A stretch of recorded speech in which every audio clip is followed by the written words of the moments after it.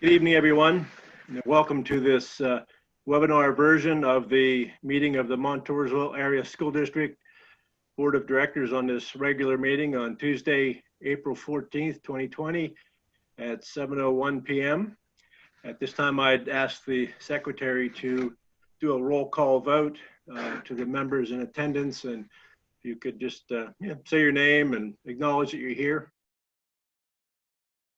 Mr. Albert. Here. Dr. Berry. Dr. Berry here. Mr. Kunkel.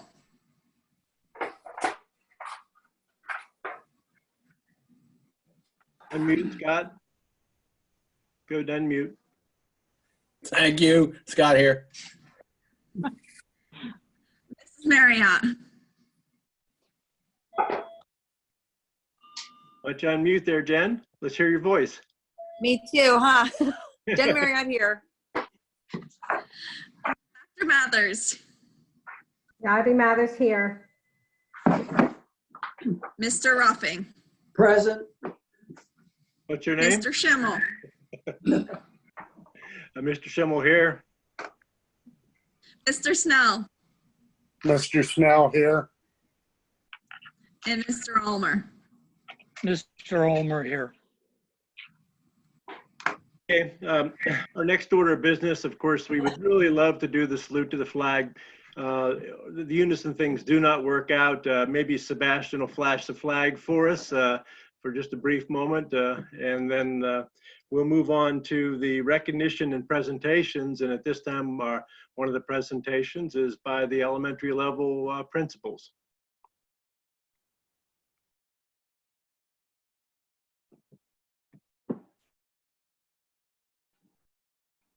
Thanks, Sebastian. I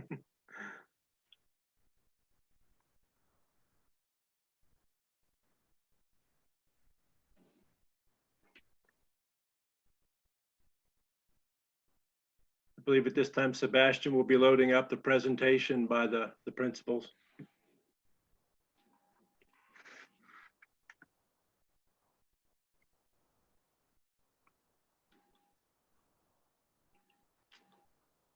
Okay, good evening. Dr. Breon and I want to do a presentation here and just an update on the elementary levels. You've had a prior presentation from the high school and the middle school. And so we just want to give an update on where we're at elementary wise, the kind of programs we're looking at, and the data especially, and how we're using that data to influence our daily instructional decisions. Just as you see, we're going to do a data review of English and language arts and math, which you know, those are the two key components of the building blocks we use in our daily instruction, along with exposure to science and social studies and other related arts. But we're talking about what kind of data we're seeing and how we're using that, again, to influence our daily decisions. Again, what do we currently have in place in the district and where we're looking for the future? What goals we have attained and have worked towards, and what goals are we setting for the future? So at this time, I'm going to turn it over to Dr. Breon. She's going to do the bulk of the talk about data here for you this evening and share with you about that.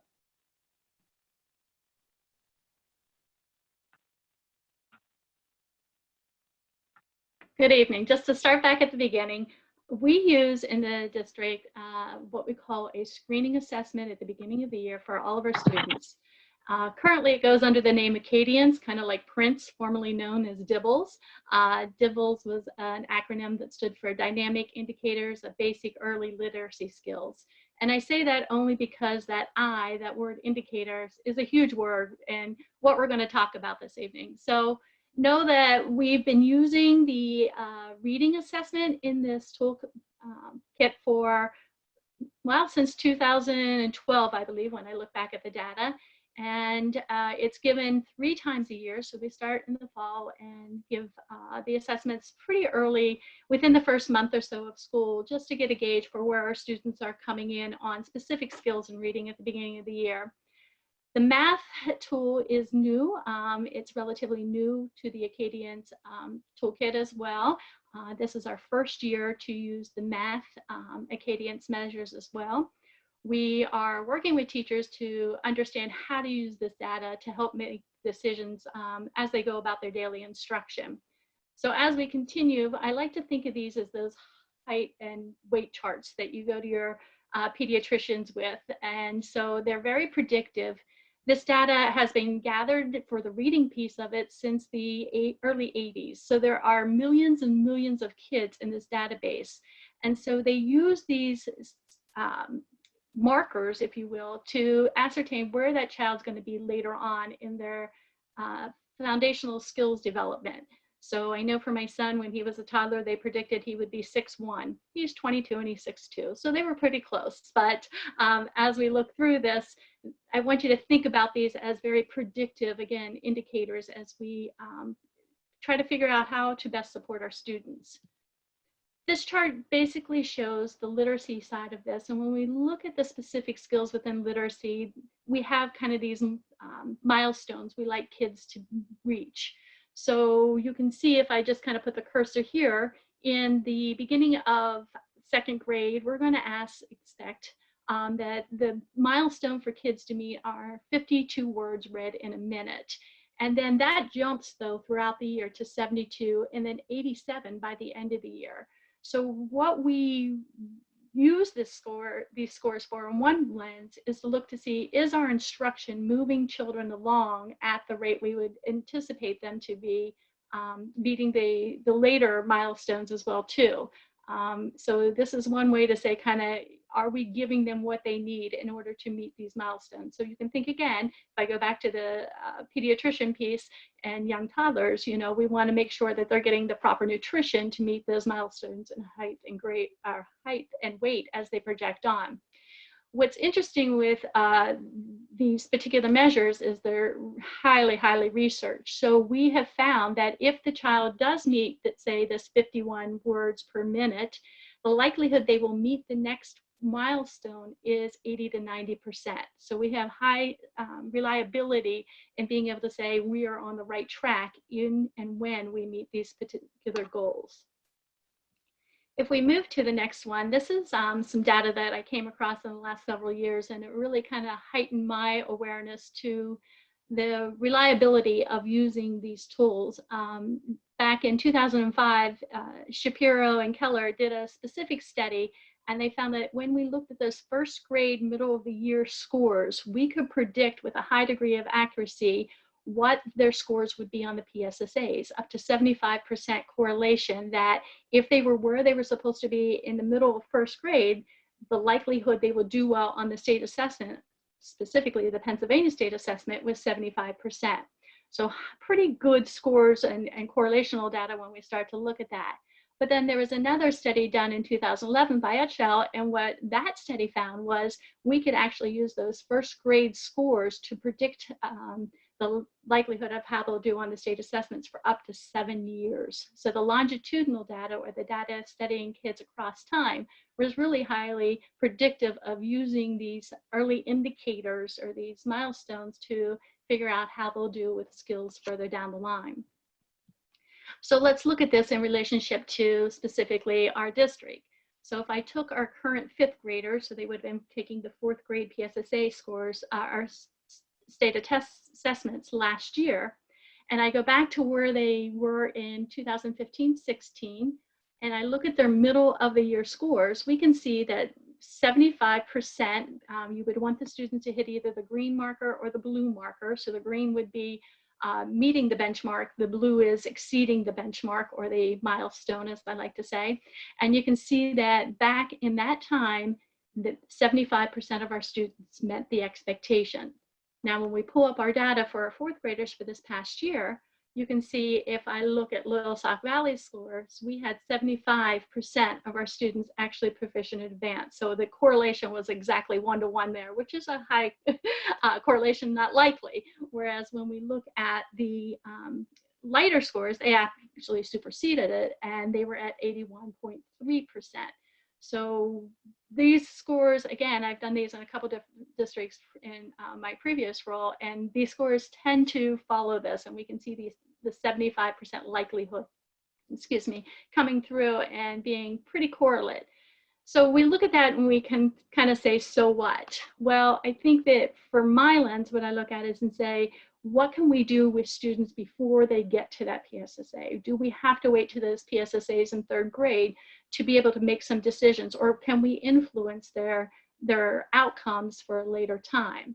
So when you look at this, our current Acadience, or as I said, formerly known as Dibble scores for our 1st graders this year are saying that we've got 65% of our students currently meeting the milestones.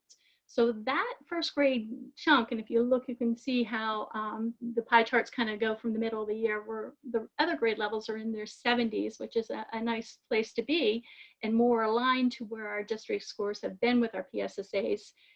This 1st grade year or cohort of students could be a little concerning unless we do something different for them as we continue to progress between now and when they would take the PSSAs at the state assessments in their 3rd and 4th grade years. So when we start to look at the math, we have another lens. Again, I just bring this data in as a layer for now to build some other things we're going to talk about.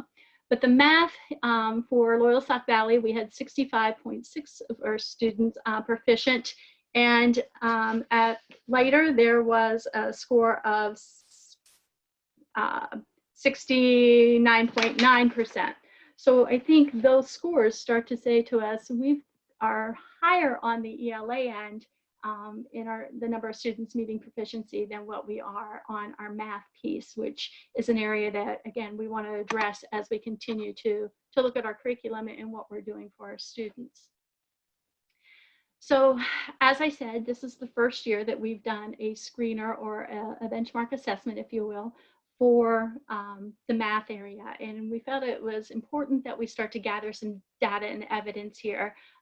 We had some PSSA results and scores that we were a little concerned about our math. And so we wanted to bring in an earlier indicator so we can start to see ahead of time and again, have something to look at and give us some information. So you can see the scores there and the number of proficient students we have at each grade level. And the math was actually given up to the 6th grade level this year. So you can see how those scores and how our students perform. So again, you know, blue and green are good colors to see. The red and yellow are things that we'd like to see diminish over time. And so, you know, just looking at the pie chart, you can see that, you know, we've stuck pretty consistent with a number of them. There was some good results in the beginning of 5th grade, and I don't become too dismayed over that number of blue diminishing there, because the number of students still meeting that benchmark is 89%, which is pretty high results for what we can anticipate. So we have some good information. The question is, will it transfer now to the state assessments?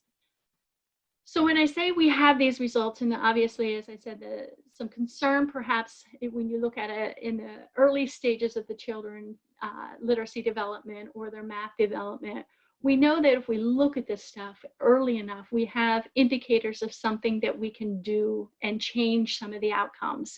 So how do we change that? First of all, is looking at it early enough.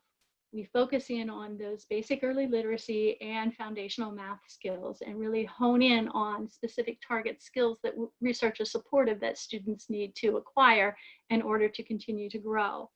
And we use these as indicators, again, going back to that I in the former Dibble's terms of outcome. There's a lot of variables. Dibble's or Acadience measures are only one part of the assessment pie that we look at. We can look at very different components of this. So again, it's high correlated, but it is just one piece of the pie. And I acknowledge that anytime I talk about these assessments. But again, it gives us something to start to look at and know how can we change it? So, you know, to quote Yogi Berra here, if you don't know where you're going, you'll end up someplace else. And we don't want to get to that point when the students take their assessments in 3rd and 4th grade and find out we've ended up someplace we didn't intend to be. So just switching a bit, I know Mr. Myers talked a bit about growth in his presentation, and I just wanted to bring and kind of recapture some of that as we talked about the elementary data. So these are actually some seedlings that back in February, before we were closed from the building, that our students, as far as our school-wide positive behavior support program that we have in place, planted some flower seeds. So our intent was that some of the students that were randomly drawn for the opportunity planted these seeds, and we were going to plant them in the flower gardens outside the school at the Valley. But unfortunately, they're on my windowsill at this point. So I'm hopeful I can get them transferred over in the next couple months as things warm up. But you can look at this seedling and go, oh, isn't that cute? It's growing. But my question to you would be, is it growing at the rate that would be able to produce us a flower when we anticipate it to be? And we really don't know that. We just know that it's growing. So in order to get a better picture for this, we need to have something to compare it to. So if I went and I compared that to one of the other seedlings that was planted at the exact same time, you might start to have some concern for the one on the left, where you're thinking, oh, that flower is not doing so well, where the one on the right is obviously doing much better. However, I need to inform you that the one on the left is actually a snapdragon seedling, I believe, and the one on the right is a sunflower seedling. So that shows us something totally different when we put it in that lens or that perspective. So if this were the progress, however, of two students, it would be interesting to know that these two students maybe started from different points and different times. So when we look at the value added model that our state currently uses for growth, just know that they don't compare to unlike students. So what they do is they can categorize students in what they call 5 quintiles.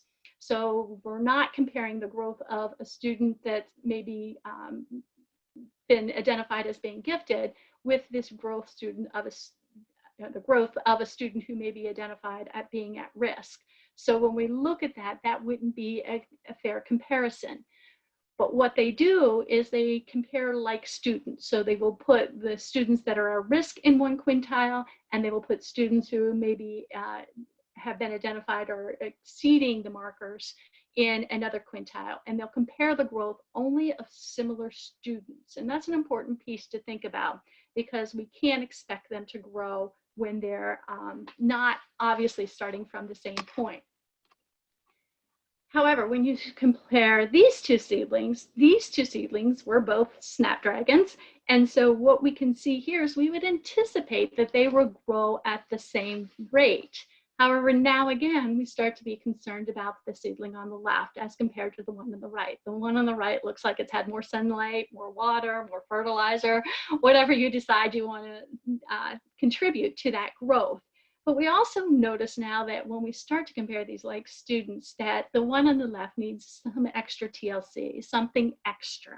And so that's the piece where I think as a district, you know, and I look at the data with the lens that I have, I'm concerned about some of this growth and the growth of the student that perhaps isn't at those growth levels that we'd like to see.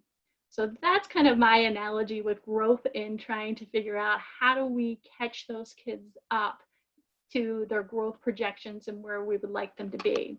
So looking at Leiter and Loyalsac Valley's growth for this year, you can see for reading our growth at Loyalsac Valley.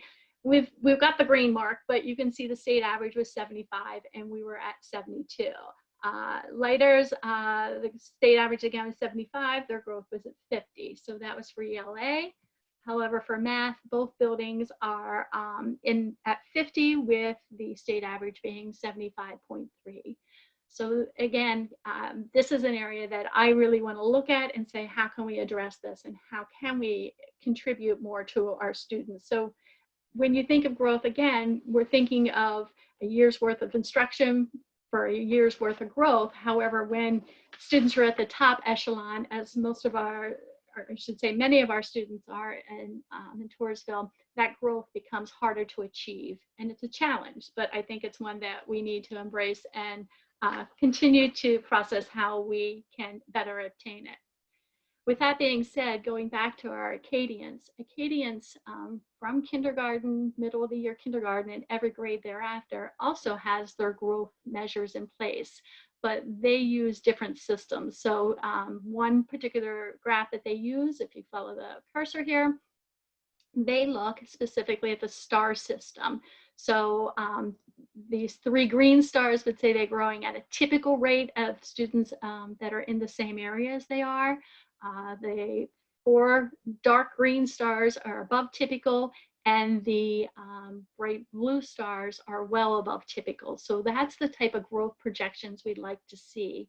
Another area which I'm trying to help teachers become acclimated to is to be able to look at these growth charts here and just actually looking, you know, we can look at a student, for example, down here in the very bottom, that didn't grow very much during this time versus a student who may have started much further behind, but their growth is astronomical here. So again, who are these students and what are their stories are the type of questions we need to ask each other around the table as we continue to look and explore our growth options. So I'll turn it back over to Mr. Farr now, and he's going to talk about what do we have in place to support these this data analysis and what we do with the students at the elementary level. So yes, in addition, you know, we talked about our main core is our reading and writing and mathematics instruction. But you know, as you do know as well, we want to grow the whole child. You've always been a very supportive board of supporting students' exposure to the arts, and we know how that has a profound and positive impact on their growth as they go not only in elementary school but up to middle and to high school and beyond. So just again to share with you, you know, students too at all grade levels get exposure still to music and art, phys ed, library tech, which is basically kind of a research skill. Our librarian teaches various kinds of research skill, both electronic as well as both using traditional methods, encyclopedias and so forth. And on our last column, we added something in the area of STEM called coding. And the next slide will show a little bit about, okay, what is this coding? You know, again, STEM, as you heard, I'm sure over the years, talking about science, technology, engineering, and math. Again, it morphs together those skills and concepts. And I know you heard from the middle school about what they're doing in the STEM area and the STEM growth. And you know, it's funny, as elementary teachers will tell you, we've been doing STEM for years, and they have. But we've found some key resources that are going to kind of help grow that area. And we know in the area of preparing our children for the workforce in the 21st century, technology obviously has a profound impact on that. Coding, in the site we use called code.org, helps students to build those building blocks in the STEM branch and how to create computer code, which Sebastian could probably tell you for hours and hours more about what this stuff has to do, far beyond the way I can explain it to you. But the kids love it. They get to go to the coding lab. They get taught some concepts by the librarian in library tech, and they get to practice it then using this code.org site, and it grows with the children as they show proficiency in some skills. So some screenshots here of just some different activities that they're using. Again, they're telling their little computer generated person how to go places and how to build things and what have you. But you know, again, if you have kids in the elementary division or grandkids, they'll tell you they just love playing with this code.org site. But again, it's the building block that we want to expand as the children get older in elementary school, in the middle school, and of course into high school, and you know, expand those skills. Also, you know, again, we talk about where can we help children. You know, Dr. Brand just went over all that data, and we have some pieces of things we've had in place.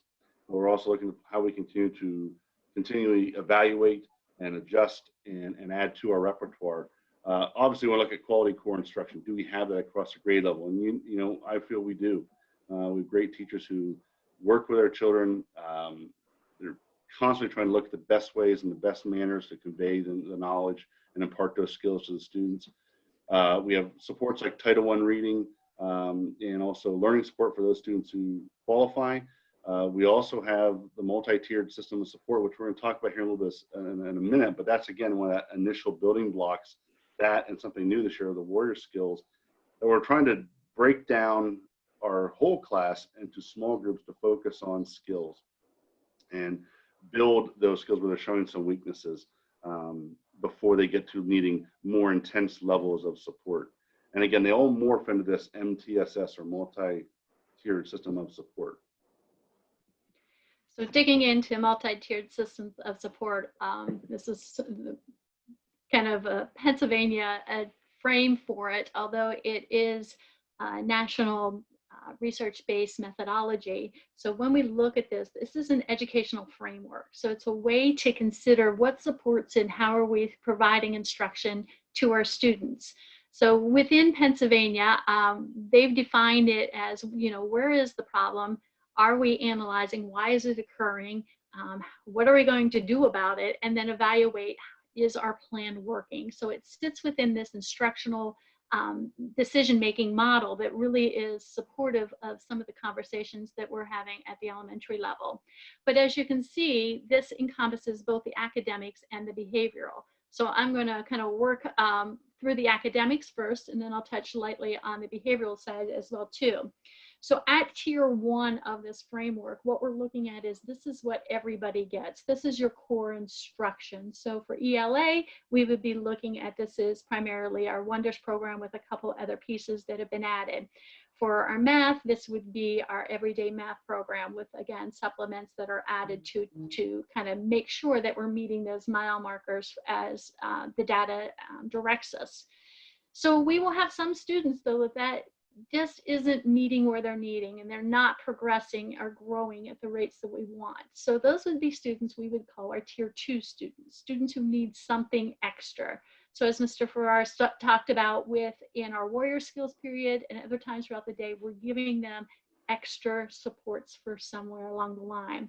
So that would just be some of our kids. When we get to tier 3 or the top, you can see that's a smaller piece. This would be very few of our students who are receiving something very targeted and focused and intense to help get them recouped in skills so that they can benefit and get back on track as soon as possible. So we have these different layers, if you will. This comes from the research, really from the medical field, when we talk about triaging and how we, everybody will come in for a screener. Some people need, something a little bit more specific, and some people's health would be needing a lot of attention. To focus from the behavioral side, we have, as Mr. Myers talked, both elementary schools are in the early stages of adopting school-wide positive behavior support as well too. So that would be something for the whole school. Everybody is involved in that particular support system. If we looked at the sum, we have some support groups. So counselors in both buildings operate like a banana splits group for parents for students whose parents are separated. But we have some students that have very severe behavior and social emotional needs, and those kids are receiving maybe a individualized behavior plan or some very intensive counseling one-on-one supports for them. So as I said, both buildings have adopted positive school-wide behavior interventions and support at a very early level. Lighter's matrix on what they're focusing in is using the mnemonic warrior. So they want everyone to help, always be kind, remain safe, be respectful, inspire others, obey the rules, and be responsible.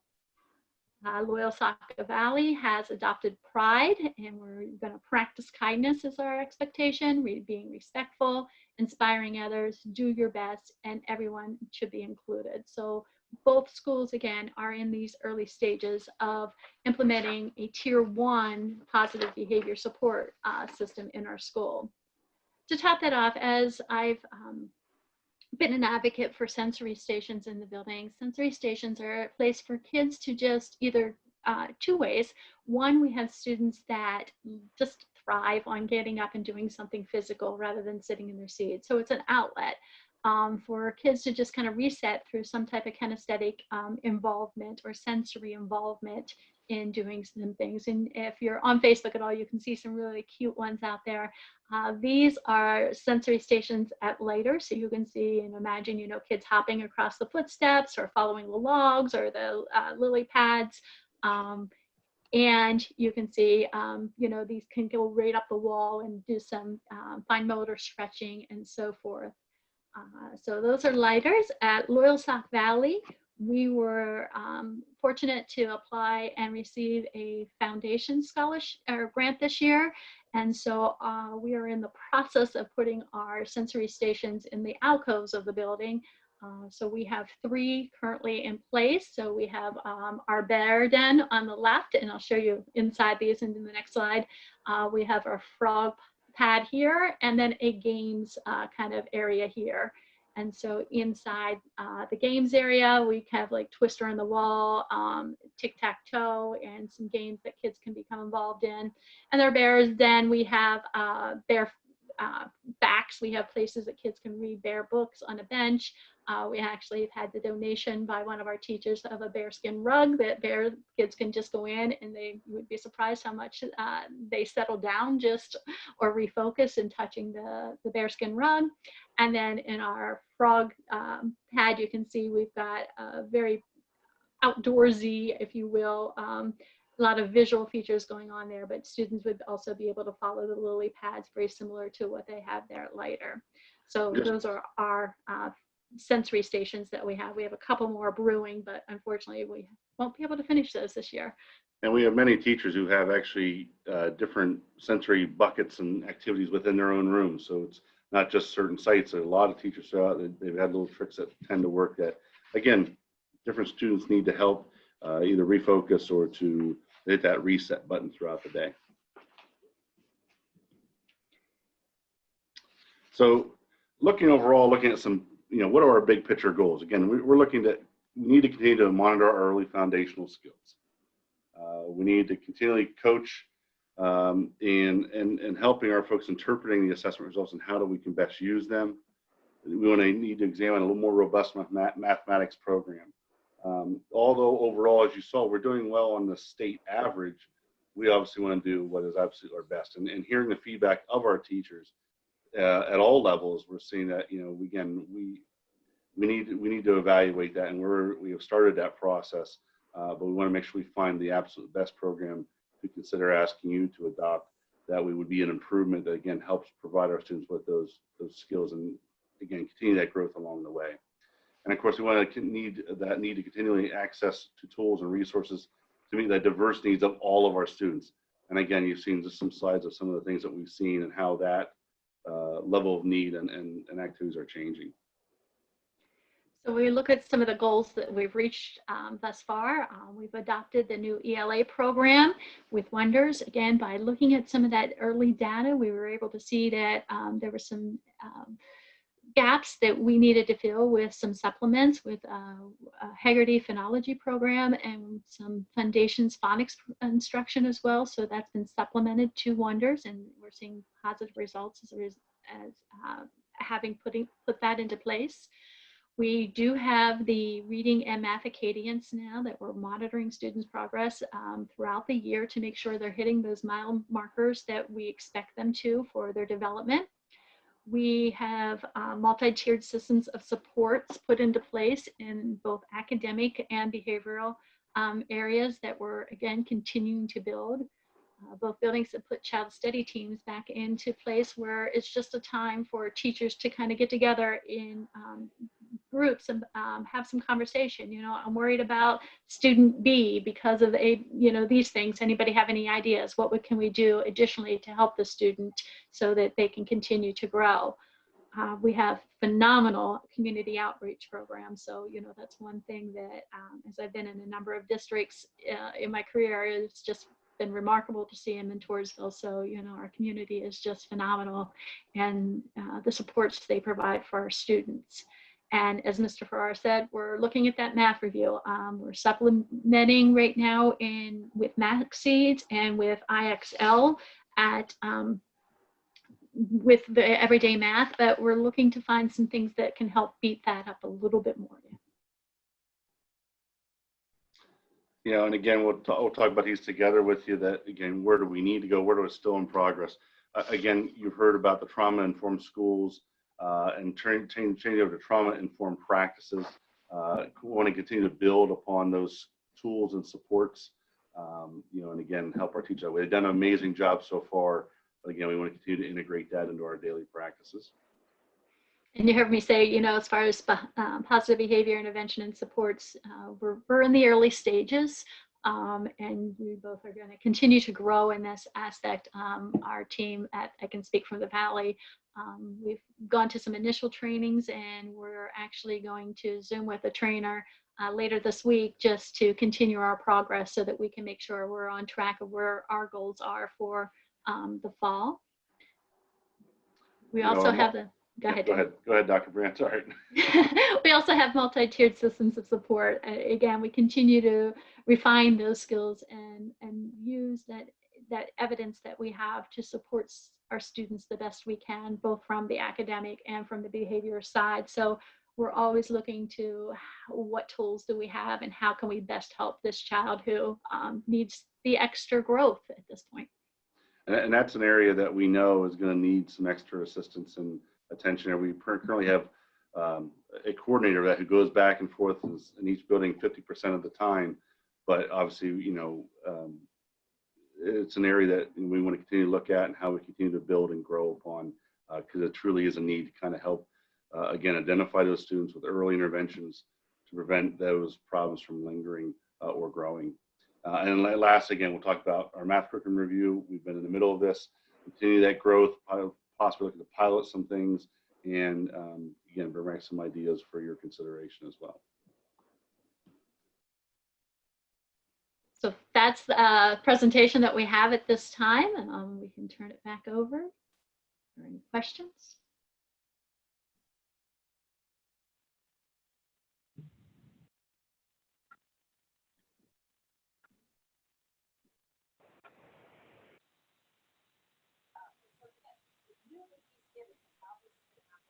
Mr. Ulmer, your mic's muted still.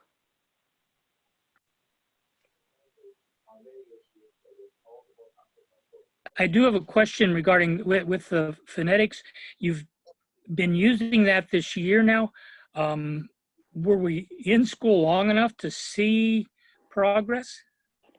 Foundations, this is our first year and teachers have reported some high results on it. I was watching, it's only being implemented in first grade, and I was particularly watching the beginning of the year and the middle of the year growth on specific aspects of the Acadience toolbox that would give me a sign that it was making a difference. And we have seen some growth in that area. As far as the phonology piece, this is actually year 2.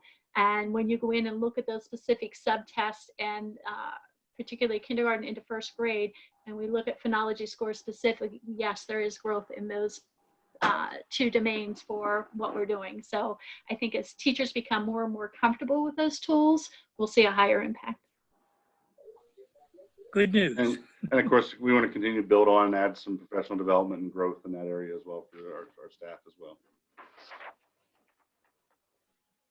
And I know, Amy, I was looking at the Acadience Math, you know, after having you train us at Jersey Shore. The very first year I utilized the program, I know my scores were probably not where they could have been because I was so unsure of myself. So I know once they get that year under their belt and they get more secure with that program, that you're going to see an increase in the scores there as well. Yeah, again, there are indicators, there are signs. So, you know, if we pay attention to them, I think we can have some impact. How are instructional aids being used at all in order to assist? Both, yes, both in reading and learning support as well. And again, they really help us when it comes in the area of breaking down into small groups in many of the classrooms as well. So yes. Okay. Yeah, just to kind of build off, when that tier 3 of the academic support, is that actually with a learning support teacher? And I'm curious what the size of those groups are at that level. Those groups are recommended to be no more than 3 to 5 students, so it's pretty small and intense. We don't necessarily look at a label, so whether or not the child's been identified or not really is not the criteria that I like to use. I like to look at degree of need. So who is our neediest? And you know, you may have a child who has a very mild learning disability and may not need that level of intensity, that may need some mild accommodations, whereas you may have a child who hasn't yet met the criteria and has some very intensive needs. So we're using it as a way to look at what we call response to instruction, meaning once we do some of that intense intervention in the small group, does that have an impact on that child? Does that child grow as a result of that impact or not? And that helps us to make some decisions of whether or not we do move to more formalized assessments and evaluations or not. That's great, though. I had kind of heard that like 5 or fewer is kind of the magic number for getting maximum growth. So if we're hitting that, I think that's fabulous. Well, and again, there's no doubt we could, again, that's an area where we found at times in certain grade levels, we can use more support. But again, you know, we're doing the best with what we have available to us at the moment and continue to grow that program. And as we see the need increase, we'll be coming back to you, obviously, as, you know, again, we see resources might be needed or what have you. That's a huge comment there, Darren. I completely agree with you. The more support, the better off for our students. Absolutely.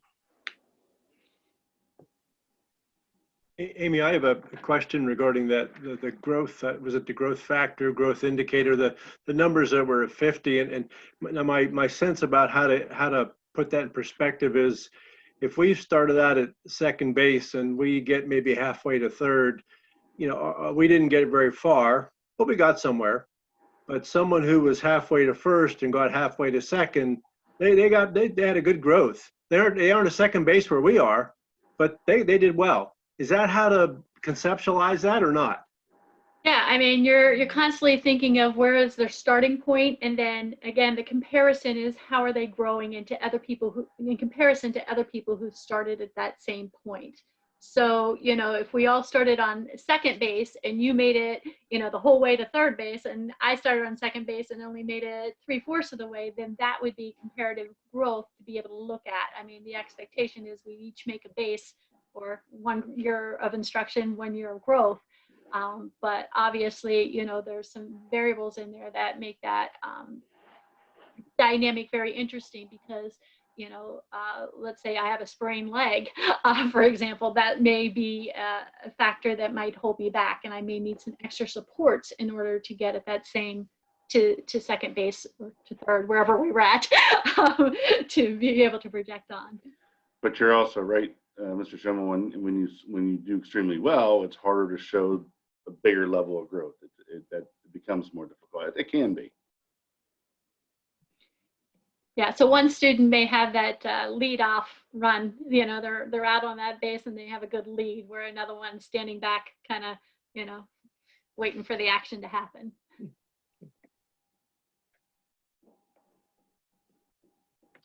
Well, I just got a comment for you, the board. Thank you for hiring this lady. She's been a great asset on our team. And I you know, again, I'm fortunate when I get to work with her the most compared to the rest of the admin team. But again, what a great asset, and this kind of stuff helping us see it from a different lens too, and her diverse background has been extremely helpful. I know we're going to see the benefit of that over the years. Thank you, Mr. Ryan. Thank you, board. Thank you all.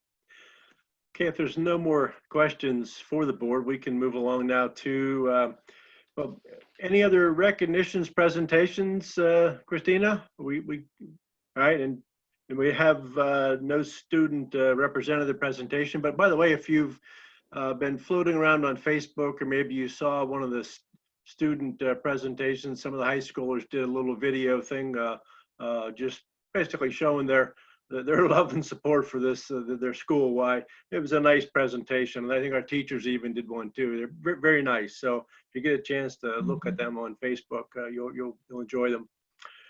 With that, let's go to item 2, the reading of the minutes, and I assume we all had a chance to review them. And anybody notice anything that needs corrected, or if not, then I'd entertain a motion for approval of those minutes. Motion to approve.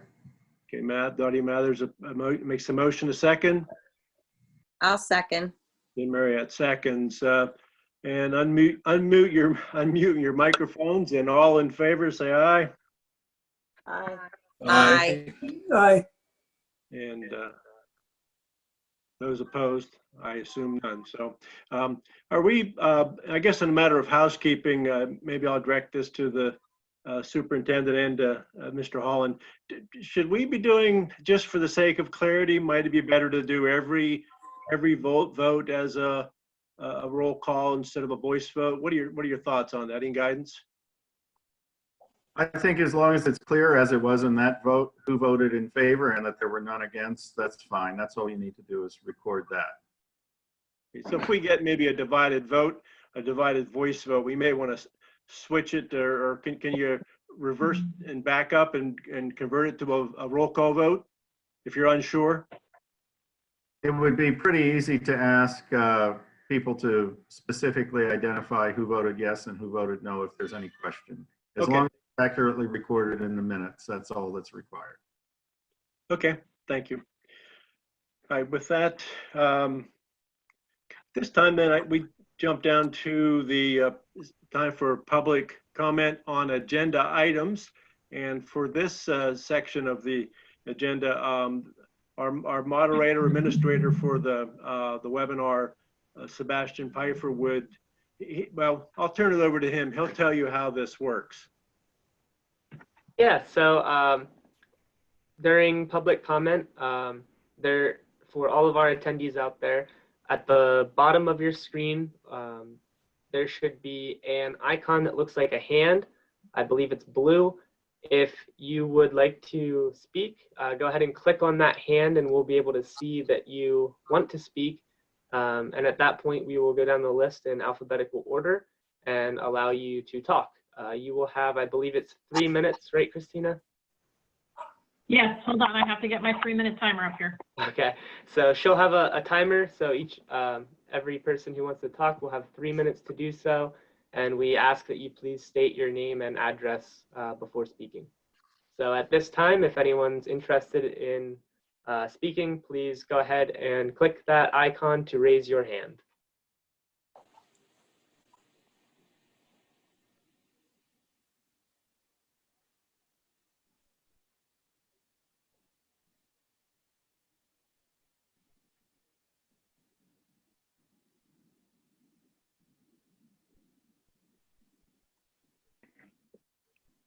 I'd say if there's been no hands raised at this point, we'll assume that this time there's no comments. Would remind the public that at the end of the meeting, there will also be a time for public comments on any items.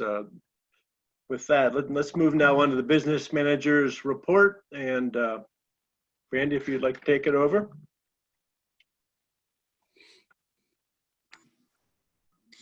You've received copies of the treasurer's reports for the period ending March 31st, 2020 for the general fund and cafeteria fund. We are submitting these to the board for your consideration and approval. With that, motion to approve the treasurer's report. Move to approve. Second. All in favor, say aye. Aye. Aye. Opposed? Ayes have it. There's no budgetary transfers this month. You've received copies of the listing of invoices for the general fund and cafeteria fund for the period ending April 14th, 2020. We are submitting these to the board for consideration of approval and payment. Move to approve. Second. Okay. In this particular case, we'll do a roll call vote. So, Questions or comments? thank you. Thank you, Mr. Snell. He always has to remind me of that. Appreciate that. Keep me on track. I appreciate it. So questions and comments. What I have is, I would like to know why we are paying over $117,000 to transportation for the month of April when we're only at the 14th of April.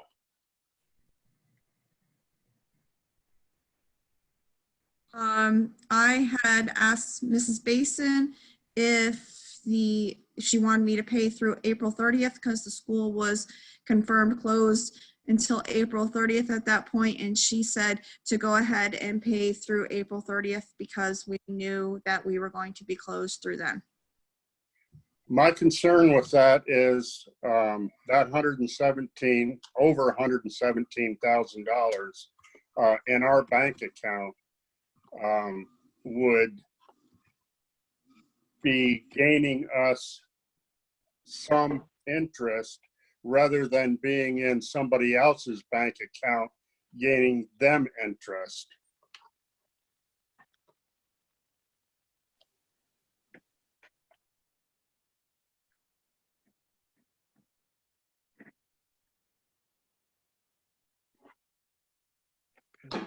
Hey, Brandy, this is Scott. I just have a question.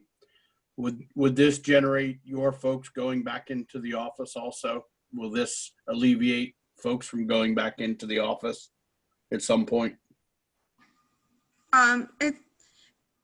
We still have to go in once in a while, but we go in once a week. But it was just, if something happens and the payment can't be made, the payment's been made.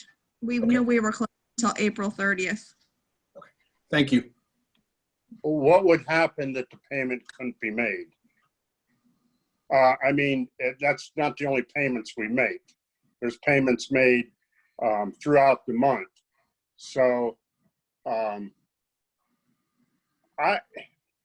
my suggestion would be for this over $117,000, my suggestion would be to hold those checks until they normally get sent out and then send them out.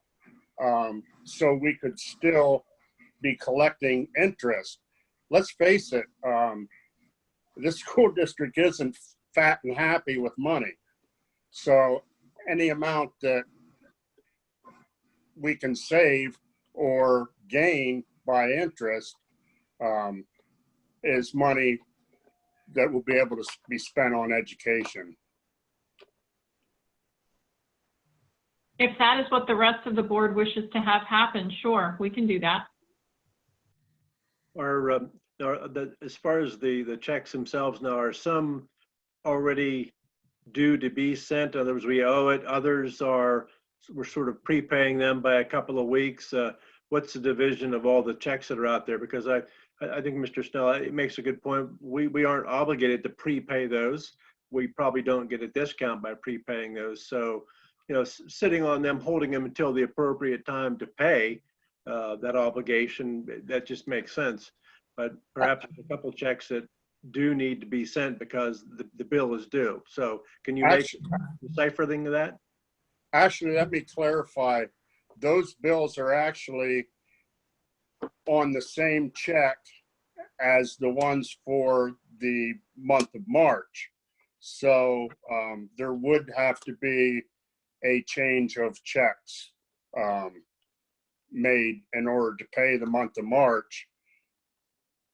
Because then I don't recommend that, because now she's going to be going back and voiding checks. So she did ask me that. She asked me if we can have them on the one check. I approved it. I said yes. At that point, we were going under the stay-at-home order, and we knew that we were closed until at least the 30th. Sorry, Ron, that one did make sense to me to do it that way. And I understand your reasoning on why you did it, but my reasoning is from a financial state where 117,000 would gain interest for a month. If we hold them to the end of the month, Brandy, are we in essence, in a way, in arrears on some and prepaying on others? Is it kind of a balancing act there? You know what I'm saying? Those checks were sent out. I sent that information in that email that I sent you on the bus payments. So those checks were already sent out. Okay. All right. Well, then I guess that Could we make that policy going forward? The next payments will be made on, I'm trying to get my calendar to work while I'm in all this other stuff here too. So just give me a minute. Our next payment for transportation will be made on May 29th.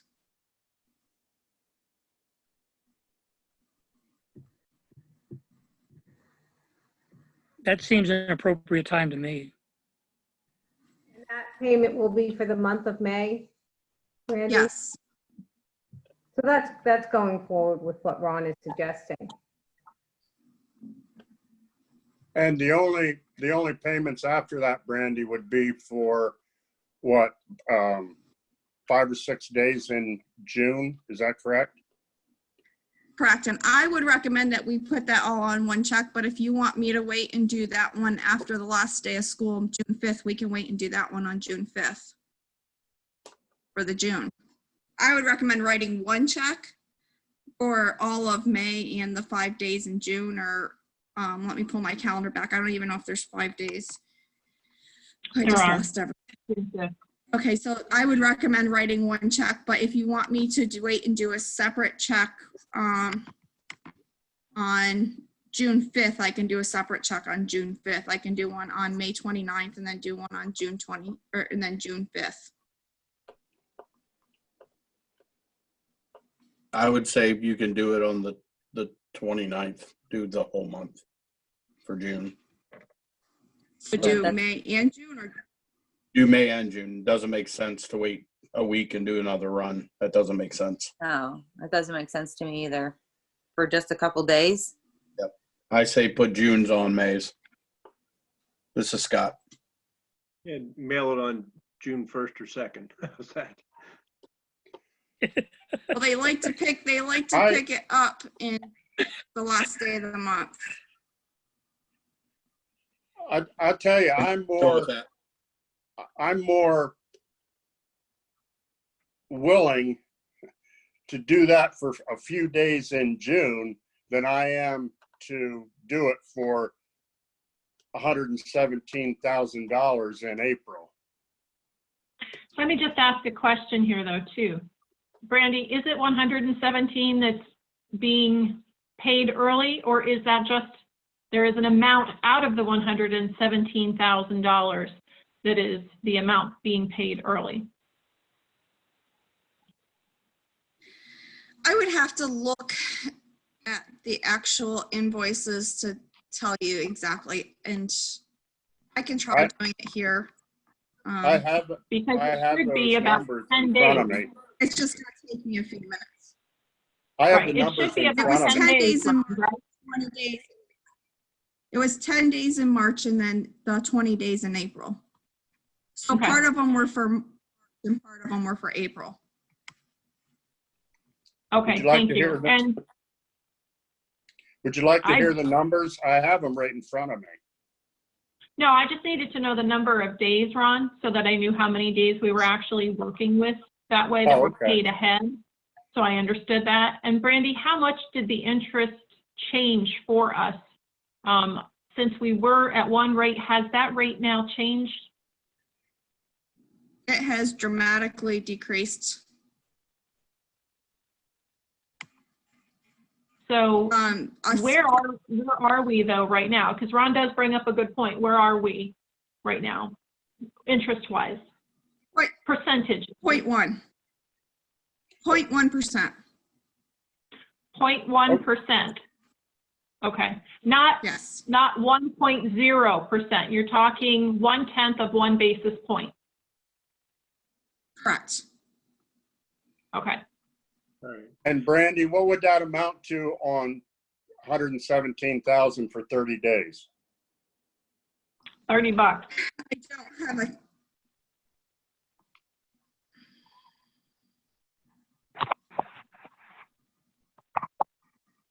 Let me get an Excel sheet. Well, only part of that's being paid 16 days early. So bottom line is the checks are gone. So and we can, I think we can email back and forth with these kind of numbers just so we can hash it out and know, what it is. But the bottom line is the checks are gone. So we need to approve that after the fact, if you will. So with that, I think we move ahead with the roll call vote, and we'll get the numbers together. Brandy, why don't you follow up with an email and just let us know what the numbers are.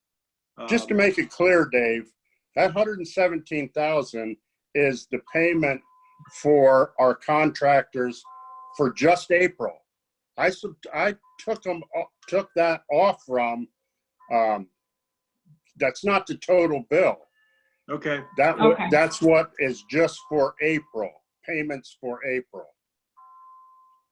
Okay, so we're going to be paying that about 3 weeks early, and it has an interest component to it. And Brandy, if you would, let us know what that is. And I think the idea is prepaying isn't desirable, because even though our checking doesn't yield much, it yields something, and that's ours. So let's try to keep it in our bank as long as is legitimately possible. All right, with that, let's Brandy, would you move ahead with the roll call vote on that? Mr. Albert, Mr. Albert, yes. Dr. Beery, Susan Berry, yes. Mr. Kunkel, Mr. Conkle, yes. Mrs. Marriott, Mrs. Marriott, yes. Dr. Mathers, Dr. Mathers, yes. Mr. Ruffing, Mr. Rupping, yes. Mr. Schimmel, Mr. Schimmel, yes. Mr. Snow, Mr. Snell, yes, with hesitation. Mr. Ulmer, Mr. Ulmer, yes. Okay, passed unanimously. All right. What else do you have for us, Brandy? met with PASBO today. There's a lot of uncertainty with this budget coming up. The timeline has not changed. So we will be moving forward, working on passing a budget in June. And there are, like, again, a lot of uncertainties that we do not know. The next month or so should give us a little bit better of a prediction of what we can expect in our budget. Expect our meeting later on this month to have a lot of discussions on what we need to do to move forward. And that's all I have. Randy, still talk about potentially pushing the budget back a little bit? Or is that totally gone now? It's still out there, but they are not thinking that it is going to happen, because pushing it back a month has some significant impact on quite a few districts with their cash flow. So they're trying to keep the same timelines. They may do something different with the state budget, but the school districts currently, they're still looking at sticking with the same timeline.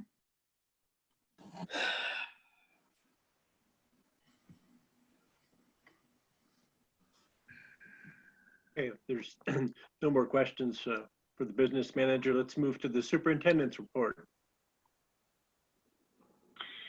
We have a few things to discuss tonight. I'm trying to pull up some pieces of information just to make sure I cover everything. The first thing that we need to share is that we have been continuing with our kindergarten registration online.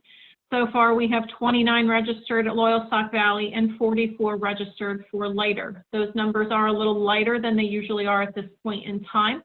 So Diana is sharing that information on Facebook, on our website, to make sure that everyone knows that it is time to go ahead and register your kindergarten student.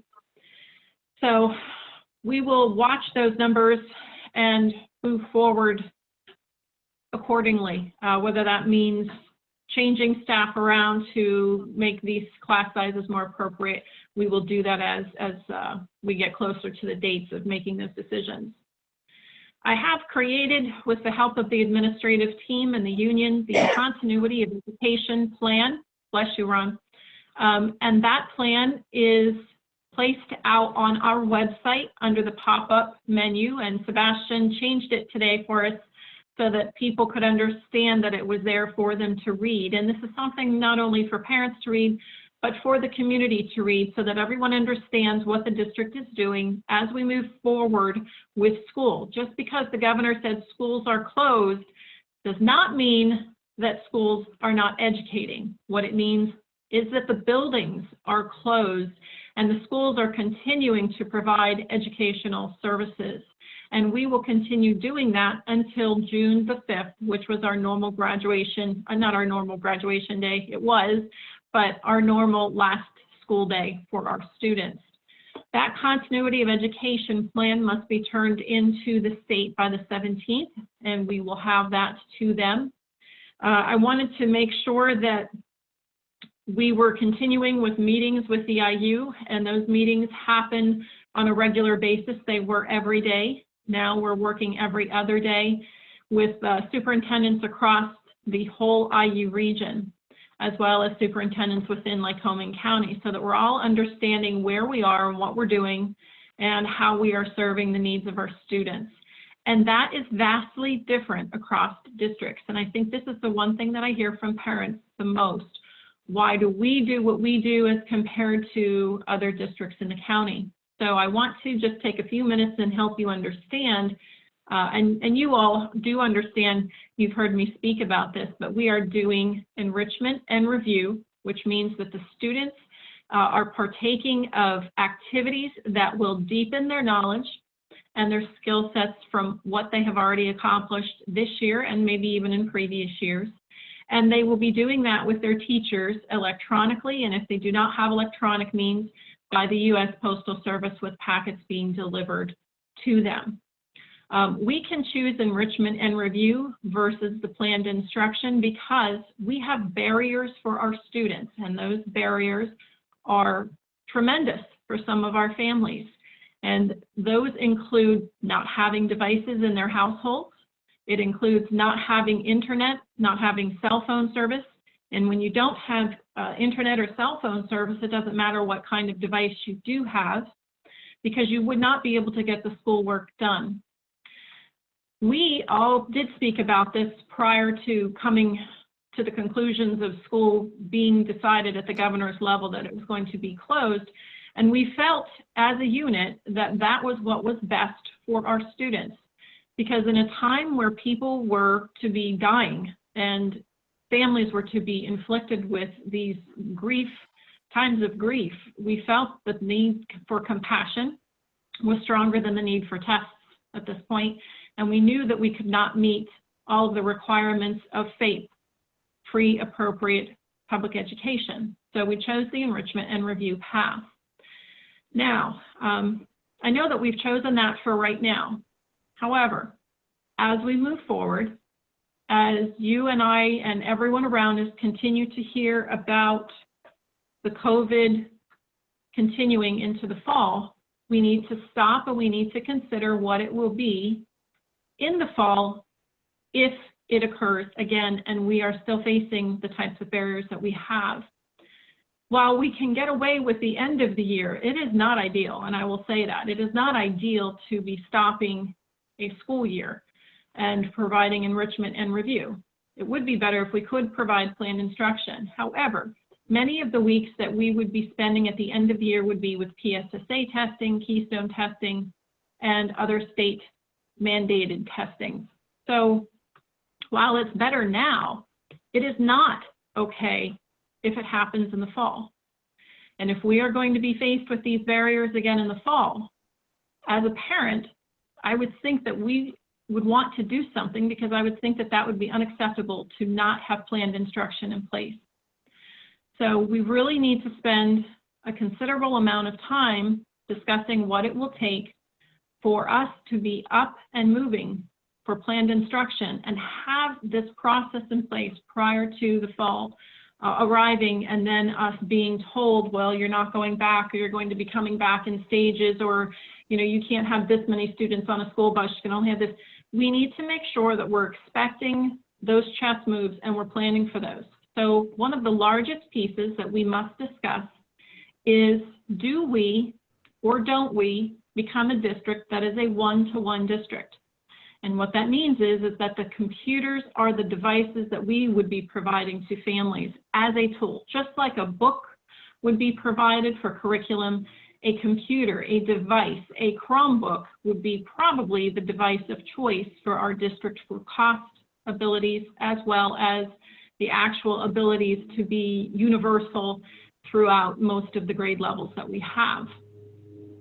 That would mean that we would be providing a device at a cost of around $275 to every student within the district. And we started having these conversations because we're, again, hearing just as we told you, please expect that school will be canceled the rest of the year. It's coming, and that happened. We're now hearing, please expect schools will not start on time or will be expected to start remotely again. So now we're putting this out to you as the board for consideration of what do we do. If we eliminate one of those barriers, which is the device barrier, we still have the internet as a barrier, but we believe that we can do some work, I will say. It's not going to be a complete system, but we can do some things that would alleviate some families from having to be coming into Montoursville to connect to an internet site and either pull in our parking lots or pull in somewhere local. We're hoping that we can work with some of the townships, and they can either work on grants. Gamble Township is working on a grant to help provide internet in the township, or we can help by having hotspots at certain places at certain times where people would be able to access them, download their students' information, and the students could continue with planned instruction and completing their assignments. So the reason that we are bringing this now, again, is because we are hearing so much of what we believe will happen in the fall. And the other reason that we're bringing it to you now, and it may seem very early and it may seem eons away that you have all of this time. We do not have all of this time. If we're going to order Chromebooks, if that is the decision of the board moving forward, we need to do that now. And it is only an estimate of 2 or 3 months that it will take for them to get here. But it's a pretty fair estimate when we're looking at what we would need to be provided. Sebastian helped write a grant with me, and when we were putting together those figures last week and determining how many machines we needed, it was 36 that the fund would cover, 36 Chromebooks at $275. And they will not be here until middle of May 29th. Sebastian, was that right? Yeah, it was around the end of May. So when we're looking at this, these are decisions that I unfortunately have to bring to you now for consideration for the fall. And at the same time, we have to make sure that we build consistent platforms that will be used for all of the students, and that we are providing professional development to the teaching staff so that they are prepared for this move as well. I don't think anybody wishes to be sitting here and saying these things, but I think that it's practical, and we do have to be practical at this point in time. So we need to have some of those discussions about planning for that future and moving through a second round of a pandemic, but it also allows us then to have an expectation of online learning to some component, because as we've all seen, and I think this will be a pivot point for employment. Maybe employers may move more to having people working remotely. So we need to prepare our students for learning remotely as well. It can help us with flood days and snow days and early dismissals. It can help us with a lot of other pieces that we don't currently have, and that we end up making that time up at the end of the year or at some other holiday. So we would like to be able to talk about that at this point and have some input. And unfortunately, we will probably be asking for a decision here by the beginning of May as to what you believe we could do, what you see as the pros and cons. Sebastian did put together a pros and cons list from his perception, and I asked him today if I could share that with all of you, so I will be sharing that with all of you, sending that out. One of the pieces that would also be necessary is another staff member for a tech team, and that would be because we would have 2,000 machines out there with students who would need help when those machines are not working, who would need to know about accessing the internet in their communities. And there's a lot of legwork that would have to be done first before those machines are presented to our students and to our families. What I can share with you is that there are, I believe it's 4 of us in Lycoming County who are right now doing enrichment and review.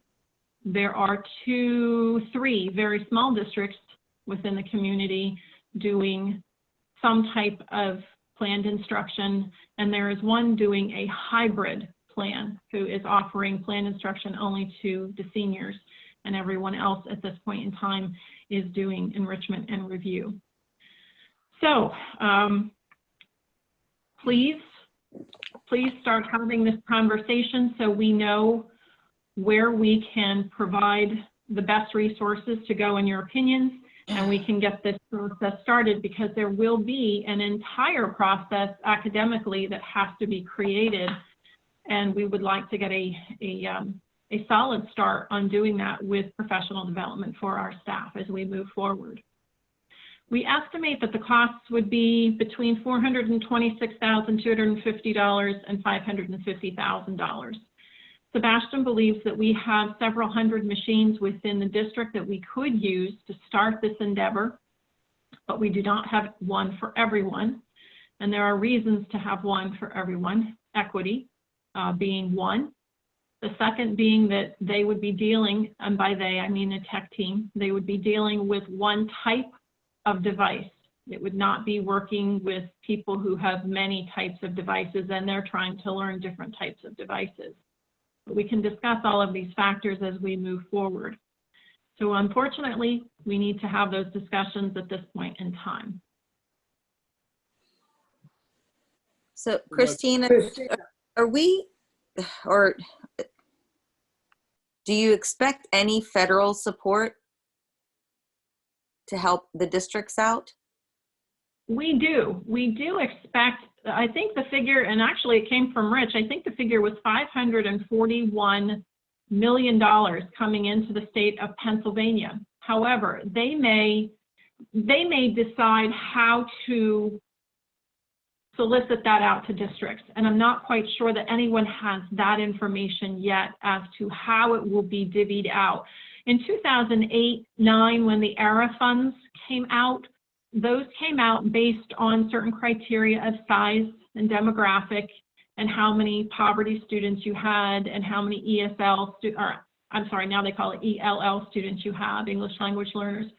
It may still be based on those parts of a formula, like we would base it on a basic education formula. Right. And I'm not sure what that would mean though, Jen. So, if I can interrupt, just in my meeting today, I learned at 1:30 after our admin meeting, that it's going to, right now it looks like it's going to be based on our federal funds from the titles. And it looks like for us, it would amount to around $238,000, and that's a one-time payment. So that was from our 1:30 meeting. I didn't have time to share that with you. So, sorry. Thank you. No, that's good. That's great. So if it's 238 and we need 426, there's a large chunk of it. So that's a big help. Okay, so I have another question then too, regarding the connectivity. I know you said Gamble Township is working on a grant, but what if there are still several students that won't have it? Then what do we do? There's definitely going to be, and I know your district is kind of in the same boat at Jersey Shore, and we're all trying to figure this out as a group, as well as trying to develop it for our own districts. And our thoughts range from driving buses around to bus stops and giving students the ability to download at that time, to asking municipal buildings out in those local communities to house a hotspot for us.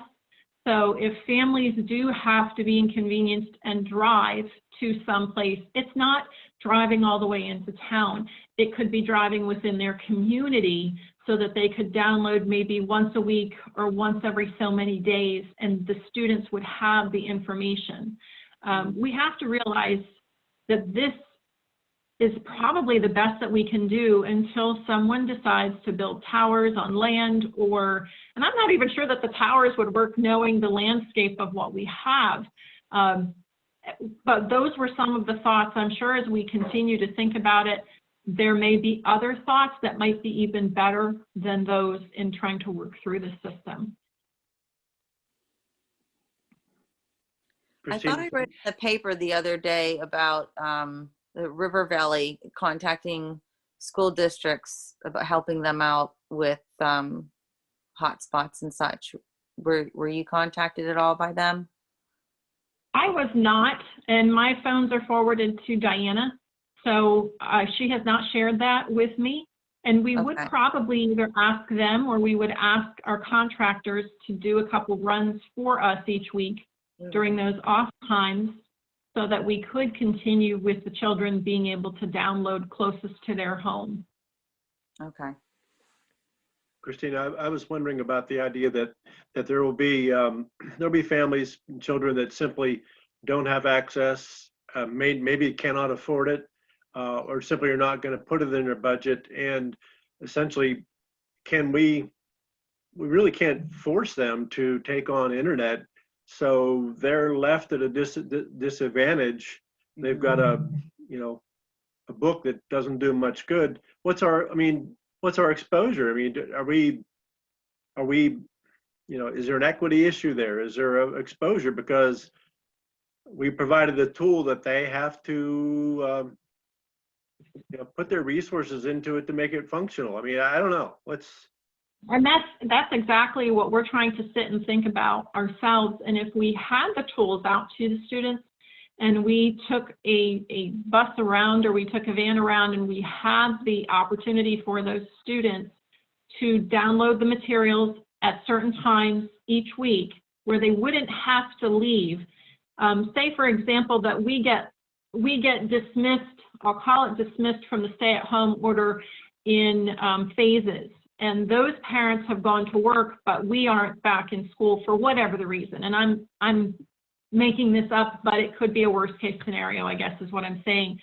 Then we have to be cognizant that those students wouldn't have transportation to different types of hotspots. But if we can do these things in conjunction with one another, if we can do them together with hotspots in the community, I think that we can eliminate, I would hope as high as 75% of that issue. And then we would have to work with individual families. I don't know what the liability would be from a legal standpoint.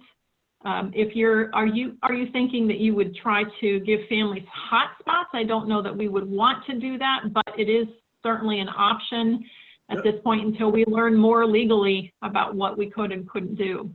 Oh, is somebody out there going to sue a school district that is forcing them to provide, forcing them to get internet capabilities? Maybe they have an objection to it of some type. I don't believe there's anything in the law when we're reading, and Fred, you can certainly jump in here, but when we're reading that we must do everything in our power to provide equity, and if we have done that, I believe that the phrase anybody can sue you for anything at any time still applies. I'm sure that they can, but if we can prove that we have in good faith made all attempts to have every child connected and they have chosen not to be connected, there's no religious disparities, there's no ethnic disparities about having the internet and learning through the internet that way. There's nothing that would be a discriminatory statute to my knowledge. Fred, is there anything that you know of? No, it's to me, it's akin to the obligation that we have, which is to offer a free, appropriate public education to special education students. If we make that offer and it's not accepted, then that reduces our liability because we've offered FAPE, and if the parents don't take us up on FAPE, then that becomes a defense. But it's all obviously a new world as we look at these technological issues. And I think the other part that we have to remember too is that there is always someone after the fact who gets to play armchair quarterback who tells you how you should have done things. You should have done this, you could have done that. And generally those are attorneys who are looking for financial gain. I will say. Well, then I'm curious, what's the delivery system of the lessons? Are the teachers like video recording themselves on Zoom or Teams? Or is it just electronic transmission of like assignments and things? Or It's both, actually, Sue. We would like to have more of a standardized system for delivery. We do use Zoom, we use Google Classroom, Google Meetings, Google Docs. We use a lot of the Google products, and that works well. And Sebastian, feel free to jump in anytime when I'm sounding like I've stepped over the line in technology, because you'll know when I have. But those are all internet products. So we are not worried about anyone coming back into a system that we own that they would need to be VPN'd back into the district, where they could potentially bring hazardous content into our district. So primarily we're using internet responses through programs, but there are certain things that we have that are proprietary to us that would need VPN access, CAD systems, I believe journalism, possibly yearbook. There are a few pieces that they would need to have some access back into our systems. I have a question. I'm coming from a real layman's perspective here. I'm trying to understand some very basic components so I can explain it to someone else. But what is the difference between planned instruction and enrichment and review? What is the teacher doing differently? The difference, Dale, is that you are either sticking with something that is enriching your progress to this point. So for example, anything that students have learned to and through March the 13th can be enriched. In other words, taking all of the concepts that you have learned throughout that period of time from the beginning of the year to March the 13th and deepening your skill set with no assessments provided. To me, I think it's a wonderful opportunity for students to have no fears of learning new things, of no pressures. There's not a lot of anxiety because they don't have to be tested. Planned instruction means that you conduct it just as you would a school day. There's attendance, which is compulsory attendance. There's grading and all types of assessments. There's everything moving forward, not moving backward or staying within that same pool of information. You're actually trying to gain more out of the students in planned instruction. And you must meet FAPE standards for every child then. So that is something that we knew that we could not do. I have a few questions. My gut is just, go ahead, Ron. If you're not Go done, ahead, Ron. Dale, if you're not done, Dale, go ahead and finish. I'll wait till you're done. Okay. It's just, my gut is sitting here turning because I'm a very pragmatic person. And what I'm sensing here is huge changes coming in a very, very short time frame that I just don't see the pieces of the puzzle coming together. I don't know if I can ever get comfortable by the 1st of May making a decision to go ahead and, finance hundreds of thousands of dollars. Again, I'm very uncomfortable. And that's okay. I understand the enrichment. And what I want understand to say, the enrichment. You can be uncomfortable. I think you have 8 members with you who are going to be uncomfortable. I'm not comfortable. I don't think anybody on our admin team is comfortable, nor are our teaching ranks, who have to, again, pivot into doing something that is expected of them on a dime. However, we cannot, and this is on the record, and I want this on the record, you cannot do enrichment and review at the beginning of a school year. You can at the end of a school year, where there was many weeks that would have been included in PSSAs and Keystone testings and things, but You cannot do that at the beginning of a school year when you have no idea how long you may be out. That will be unacceptable to our parents, and I know that this is uncomfortable. I think it's uncomfortable for everyone sitting here and those who are watching. I think it's very uncomfortable. There is nothing that is, for me, that is going to replace a teacher in front of a student live. I agree with you. I understand that these are tools that you'll use to get you by, but I think we're never, well, not never. I think catching up and what we've lost in these couple of months is going to be no small undertaking. No, it's If, not. in fact, in the fall, if we cannot get back and our teachers in front of our students, I don't think we're going to be able to make it up even through planned instruction. I'm sorry. Now, I'm not against the technology.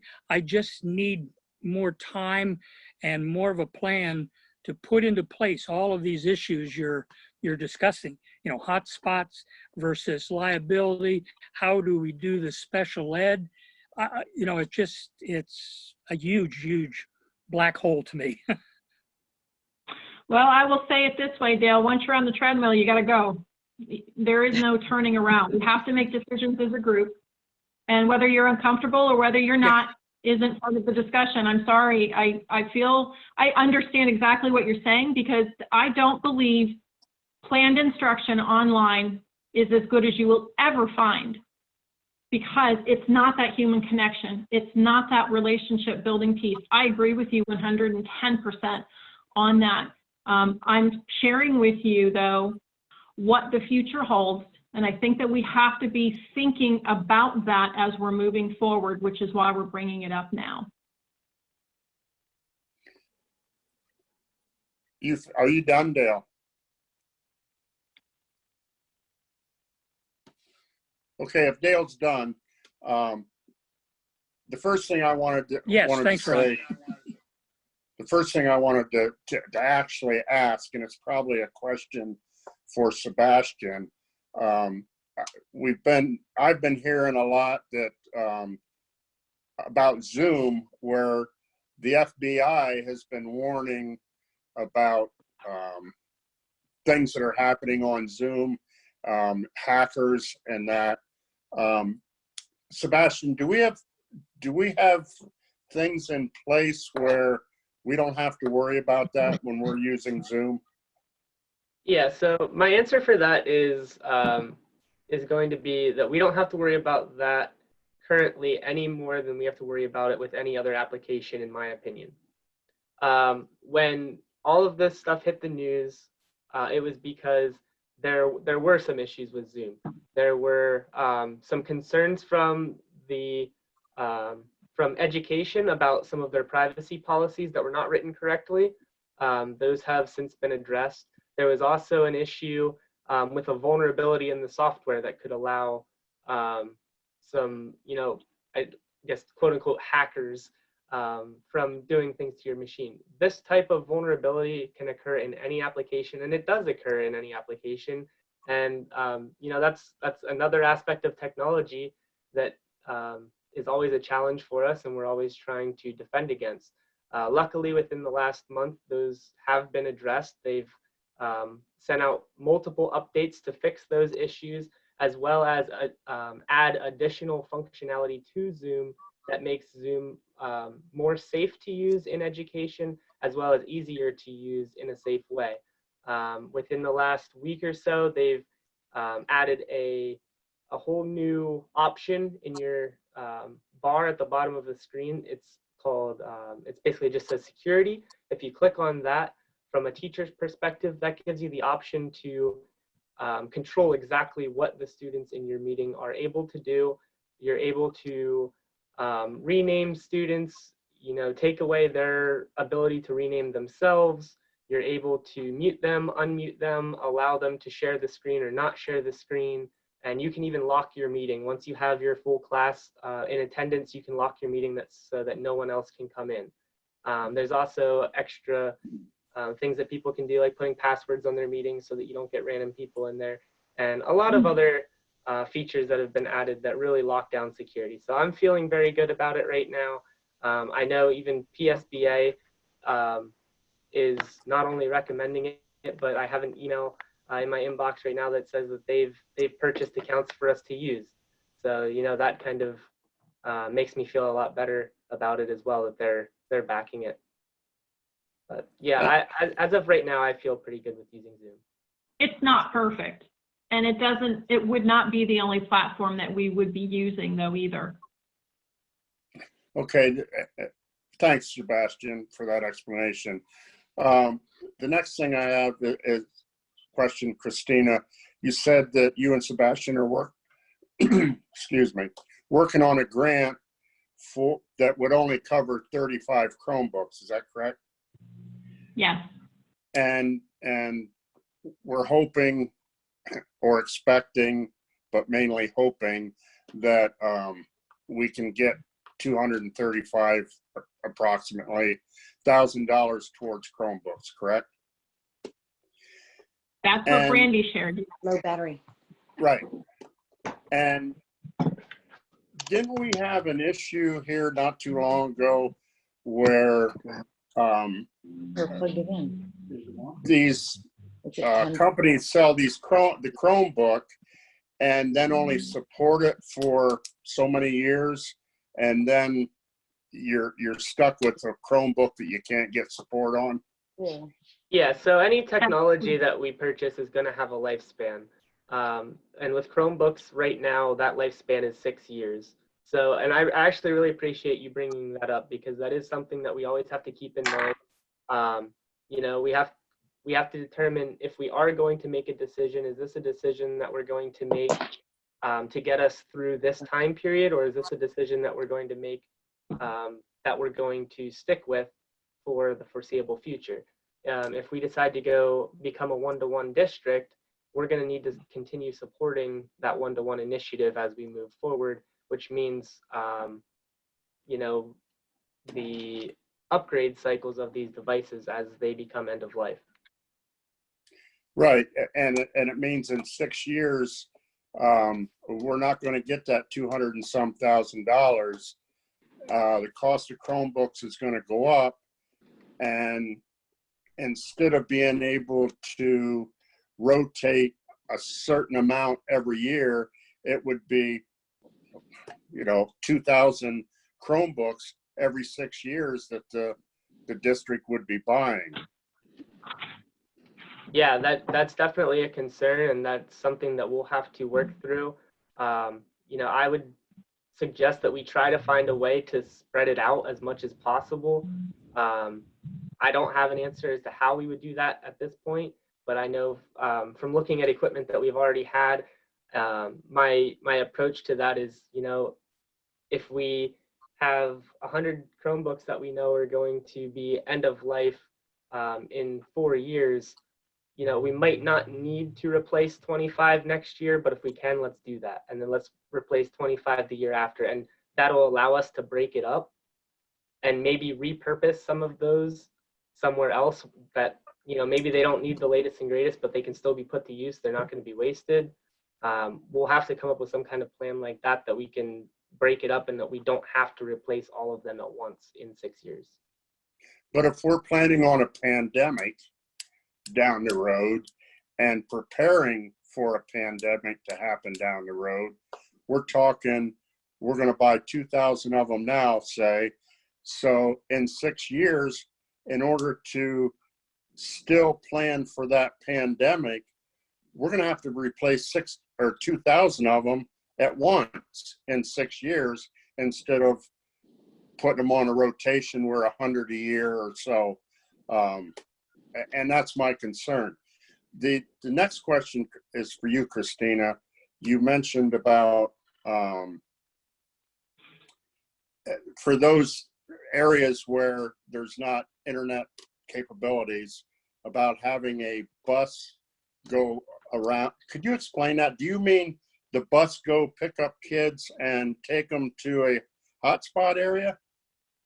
No, I mean that we would put a hotspot on a bus so that when that bus pulls up close to a bus stop that the students are used to working with, they would be able to connect to that hotspot and download their information from that bus stop.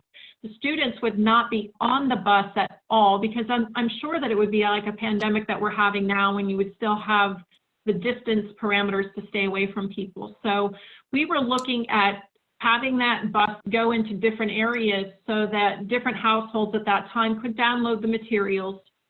And then if they did have transportation, parent transportation, or older sibling transportation, where they could get to a fire hall, or they could get to a municipal building, if those groups would work with us and we could house a hotspot there, then they could go there anytime that they wanted to download and either upload or download information that way.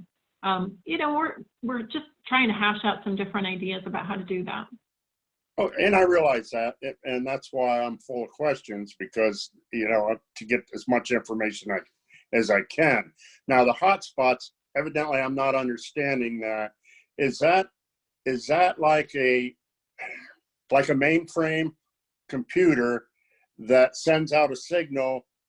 Because if there's no internet capabilities in an area, then they're not pulling from the internet. Ron, So think of a hotspot as a cell phone. It has to get cell phone connection because they actually do run off of the same towers. So you have to be in an area that has cell phone coverage, which is one of our biggest hurdles right now, because a lot of our students live in areas without cell phone service. But for those who are in areas with service, they can use a hotspot to connect to those cell towers, and that's how they get the internet. And then, go ahead. But how's the hotspot connect to the internet if there's no cell service there? It doesn't. So that's where the buses would come into play. Rather than providing hotspots to homes, because that would be useless, we would have to put a hotspot on a bus or at another location that's close enough to get to, but far enough that it actually has service at that location. Okay, so the bus would act as a network expander then? Basically, yes. Okay, I understand now. So they would have to drive to where the bus is. Instead of driving into Montoursville and hitting a hotspot at the high school, they would be able to drive maybe 5-10 miles from their house to where that bus sits and download. Right. Yeah. And if the townships get some kind of a grant to be able to fund towers and to do things, how marvelous would that be? Because that would help us out tremendously, at least in those townships, small or large, so that we could have another central hub for them. Well, it's like Punkus Creek. They have a tower at the fire hall now, but for 3 years, it's only an AT&T tower. In 3 years, it gets turned over where it's cell service for anybody. But the first 3 years, it's AT&T's tower. So if you don't have an AT&T phone, you can't use that tower.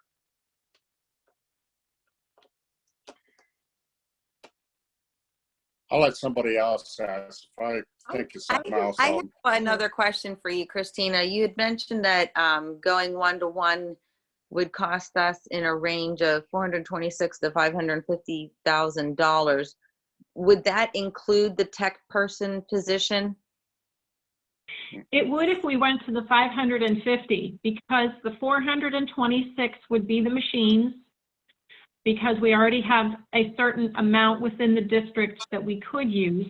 And going to the 550 would allow us to have a person who would work under Sebastian to be the technology person or persons with Paul Smith to be able to provide the services necessary to any student who might need it. And that could be, Sebastian, you were a tech person for quite a while coming into our district. You saw what could be as a tech provider for districts, but it could be for families who say this machine's not working and we have to replace it in an instant and switch it out. It could be just help in gaining access to programs.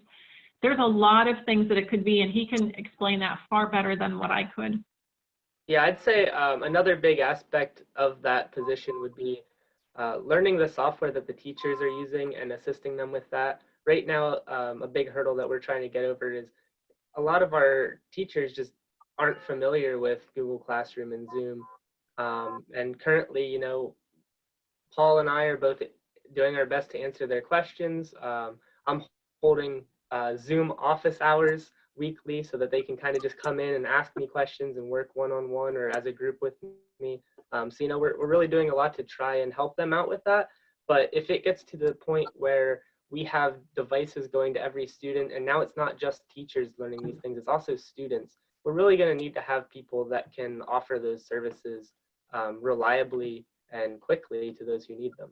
And two of us just aren't going to be able to cover 2,000 students and plus all of our staff.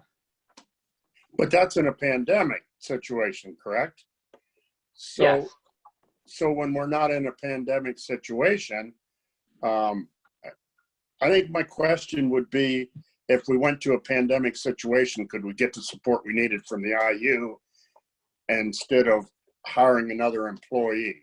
I guess that's my question.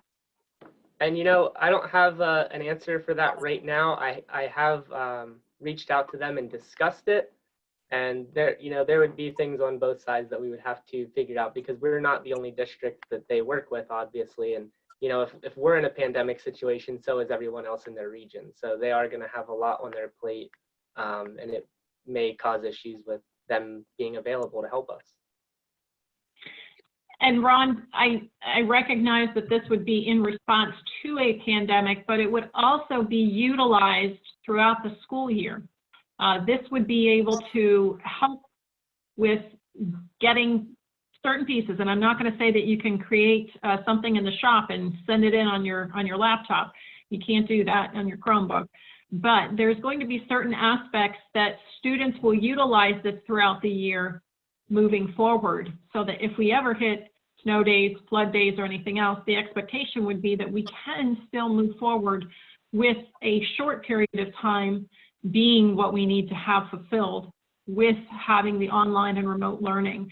I hate to say it, but I do think that remote learning is happening.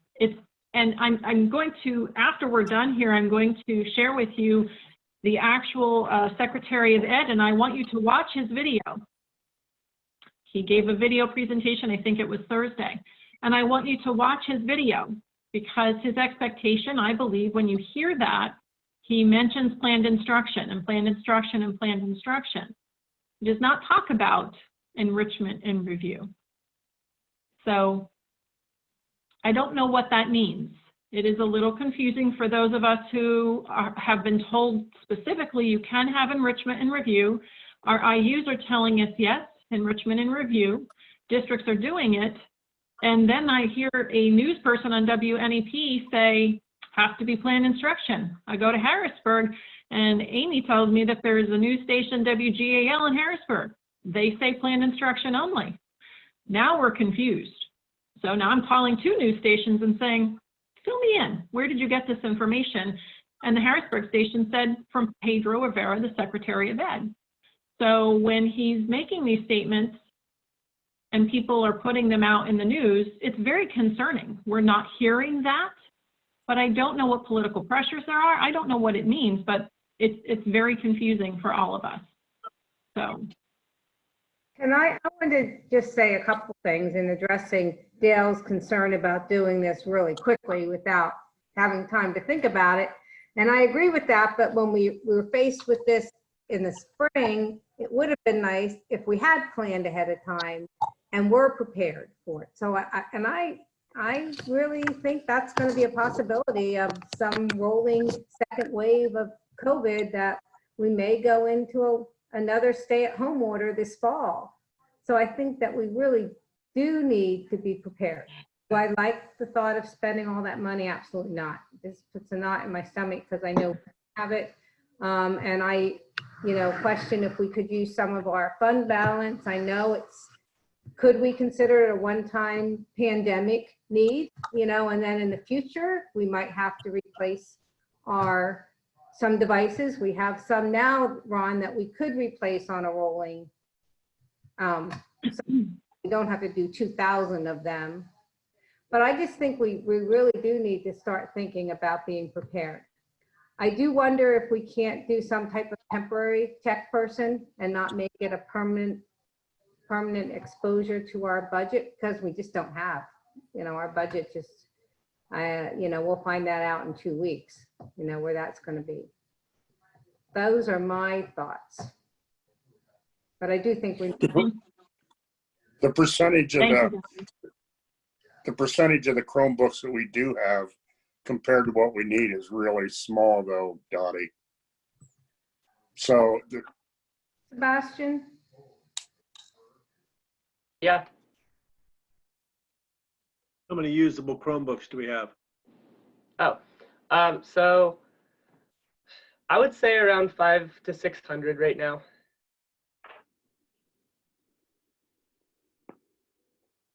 That's 25%, 25% of what we need. Yes. A couple of questions, Sebastian. The one, just more of a technical question, but we're saying hotspot. Are we talking a actual mobile/cell hotspot, or are we talking about a for that van to be is it a rolling Wi-Fi access point, or is it actually going to be mobile? What will it be?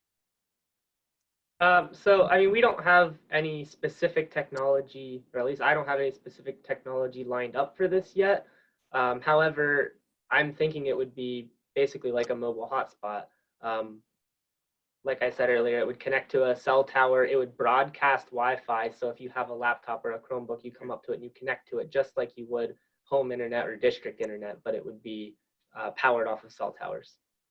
Okay. Well, then question, Christine, if we have these, and let's say things go well, and as far as the COVID goes, and it goes away, magically goes away, and all of a sudden we've got 2,000 of these books. How do we use them? How do we get our money's worth out of them instead of turning them into paperweights? You would do what every other district who has gone to a one-to-one does, and you would continue teaching, because honestly, I feel that teaching is the best resource that we have. And I say it again and again, it's that personal component that you can't get from a machine. However, we do need students to be able to learn and to have assignments created and provided back on these Chromebooks. They can be useful for access of information, of all kinds of information for the students as they're researching and doing projects. It's a tool that we all live with in our phone, but some of these students just don't have that opportunity to even be developing. When we look at the numbers of those people who don't have such a resource, to be able to give them such a resource and to do it in a safe and professional manner where they can get out and research and look things up. Just think of all of the pieces that you would be able to do and projects that you would be able to complete now that you even have the device. So we would be using them all year long. Think of the athletes who might have to leave early, but they know that they have the machine and that they can use the machine to be completing assignments and turning that in. There's many ways of using this, but it requires, if we're going to go in that vein, then we're going to jump in and we're going to make sure that Sebastian is doing what he needs to do to make it work in a manner of connectivity. Then we're going to go through professional development and make sure that the teachers are up to understanding what they need to be doing and how they're going to deliver content on that all year long so that it doesn't become a paperweight. We would need to study what other districts who've gone one-to-one are doing and how they're doing that. There's many successful districts around us who do have a one-to-one component, and it's not a paperweight for them. It's a tool. It's just like having your phone out where you can learn right from that device.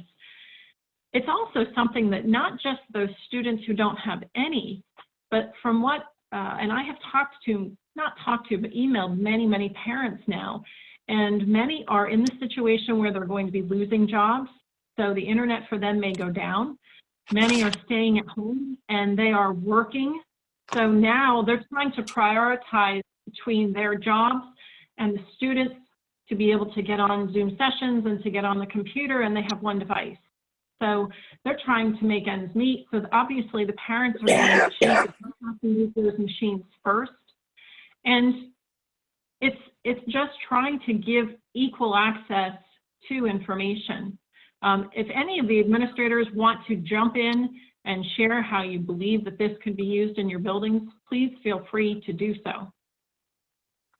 Christina, before, and I don't mean to jump in front of the administrators, something has not been discussed. I couldn't agree more with you. I think this is, now that this has occurred, all the rules have changed.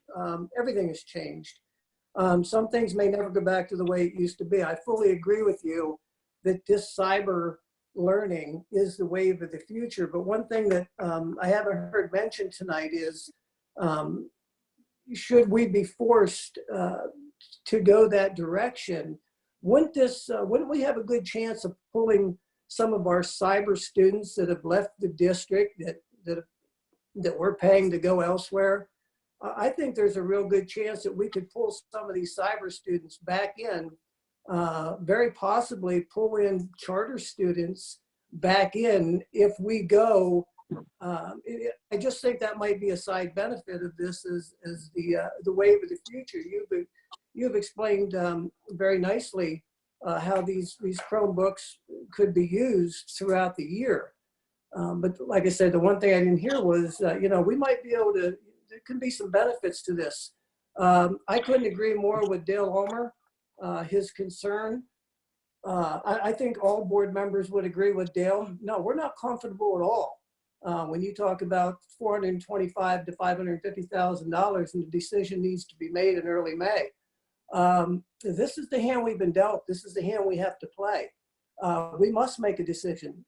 We may get it right, we may get it wrong, but if we make no decision, we have a 100% chance of being wrong. So I'm sure that, when they put up these temporary hospitals in the major cities, health, the parking lots of their medical facilities, they probably weren't comfortable with that, but they did it in 3 or 4 days. So this is the situation we're in.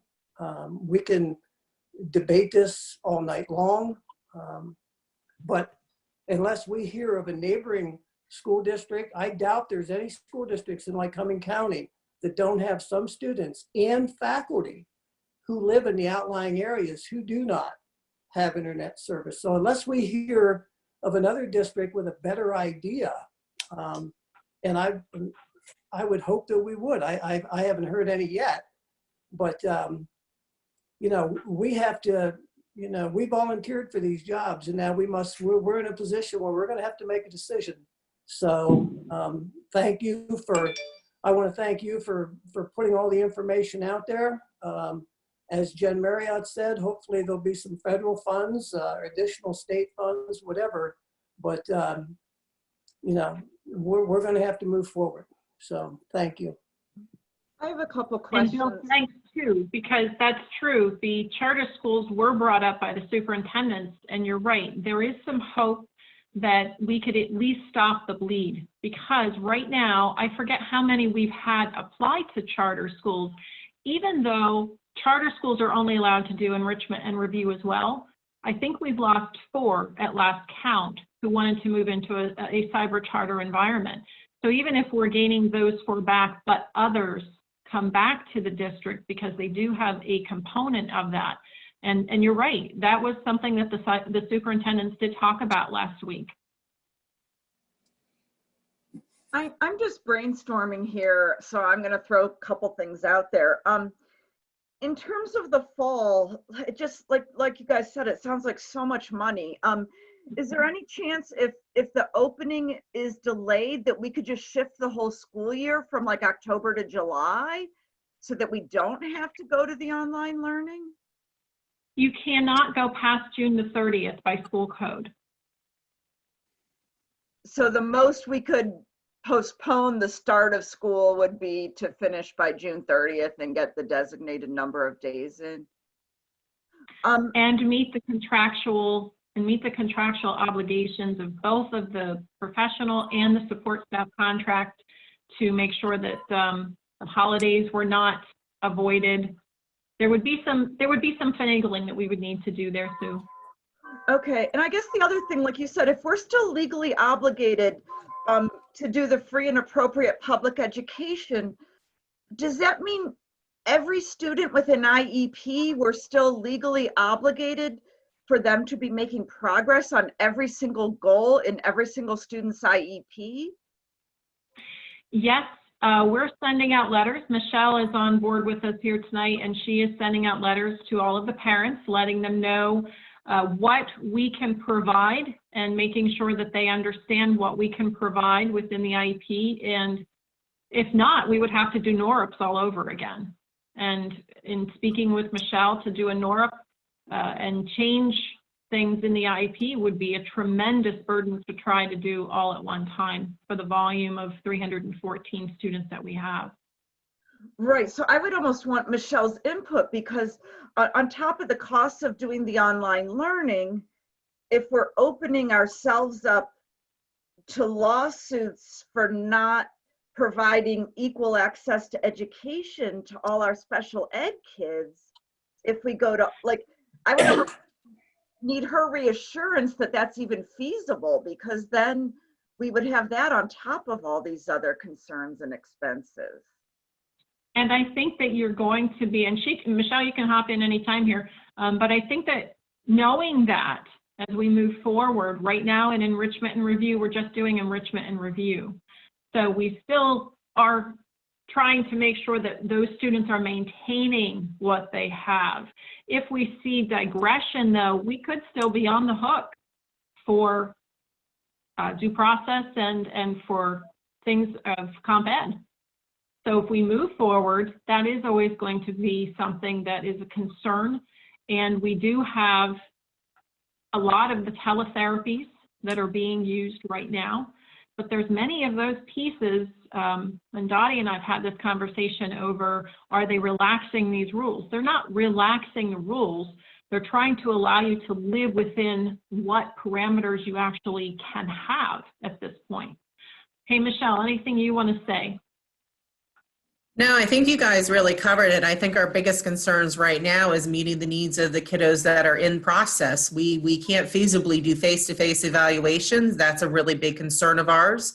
And also those students that are already identified, how can we provide that face-to-face progress monitoring of every goal that they have? And that's impossible to do at this point in time virtually.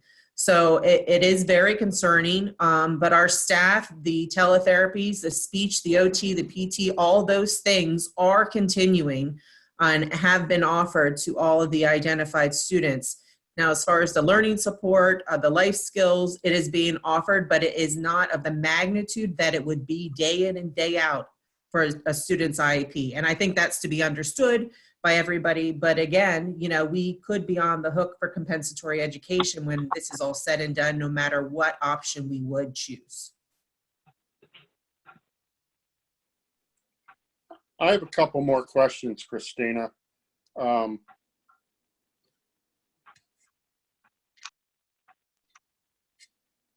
Christina, you and the admin team, I know you've talked about a lot of things. My question is, have you come up with a number of hotspots that you think will be needed if we go this route?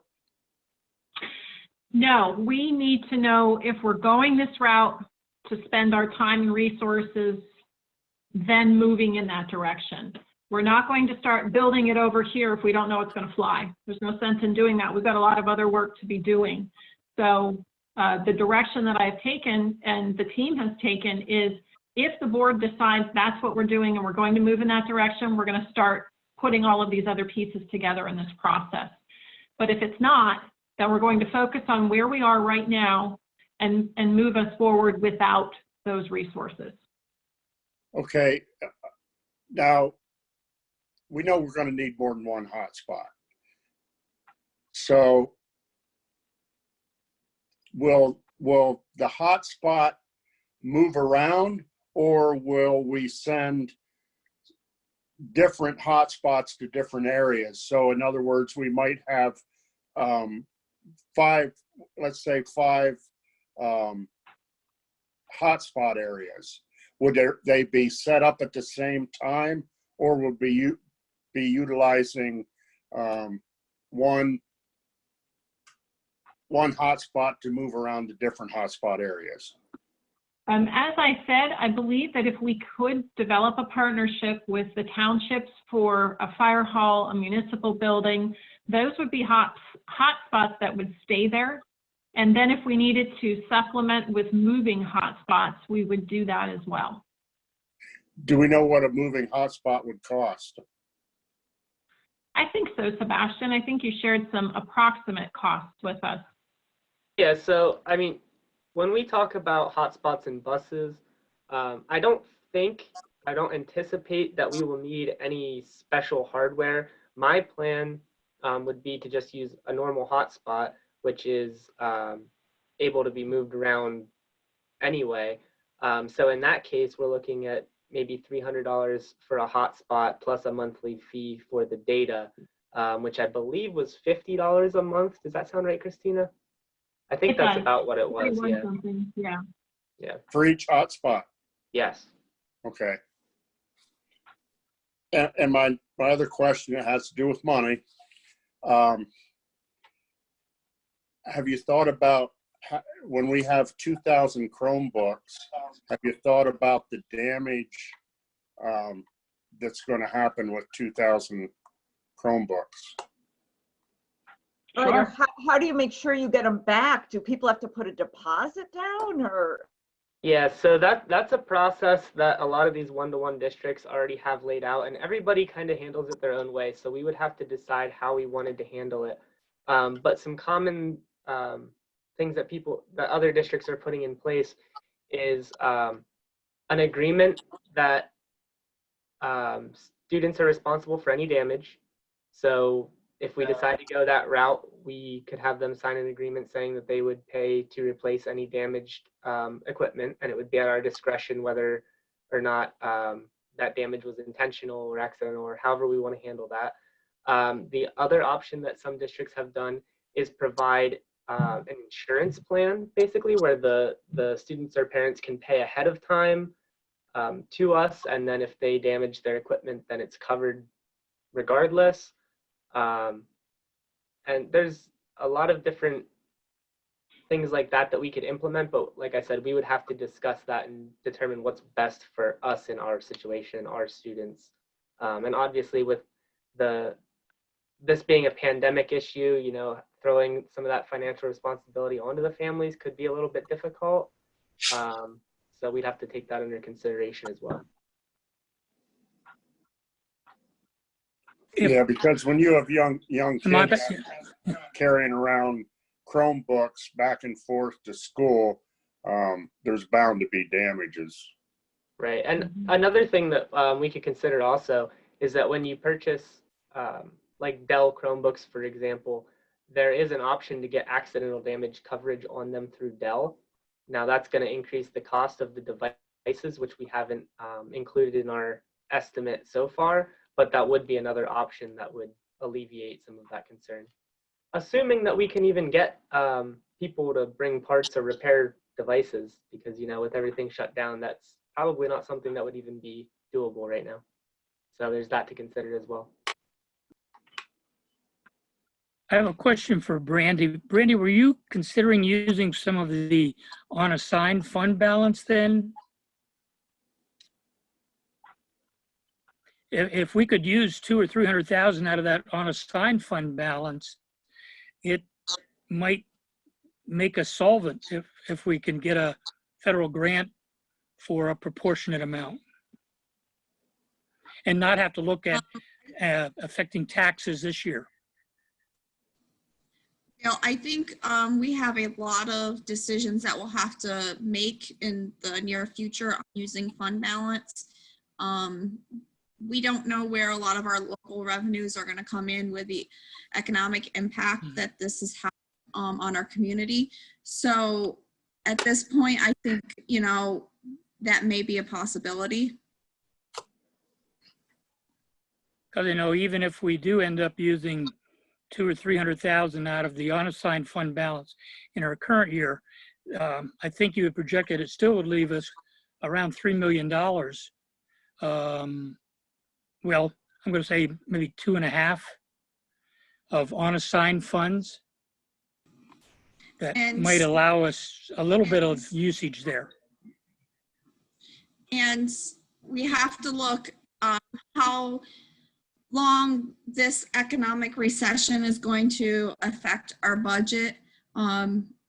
It's probably not, it's not going to be a 1-year thing. It's more likely going to be a 3 or 4 year issue. So we have to plan wisely.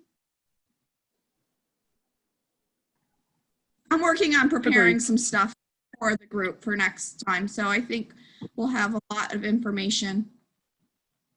Okay, better. Thank you. You're welcome.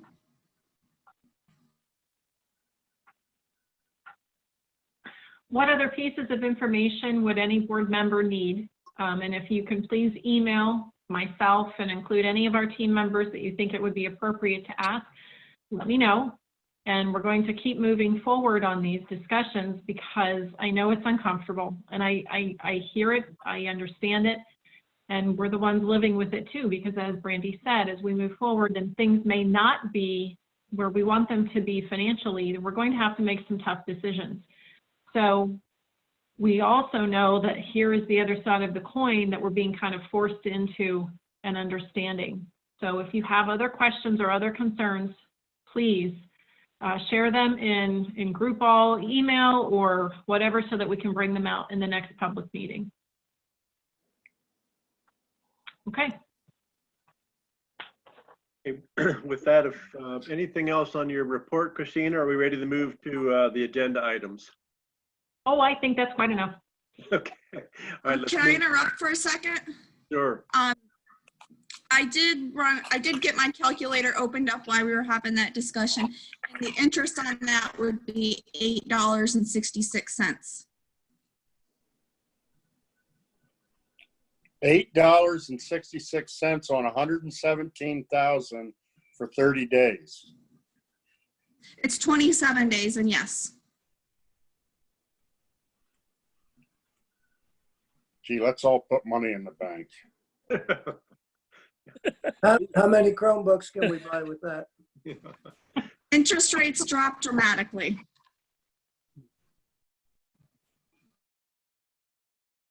All right. With that, let's move on to the agenda items. Christina, you want to take it over? Sure. G1, the resolution for approval of special education settlement agreement for student number 212800. Move to approve. Second. Is that Dale? Did you make the motion? Did I catch Yes, that? I did. Yes. All right, and we had Jen made the second. Discussion on this? Any?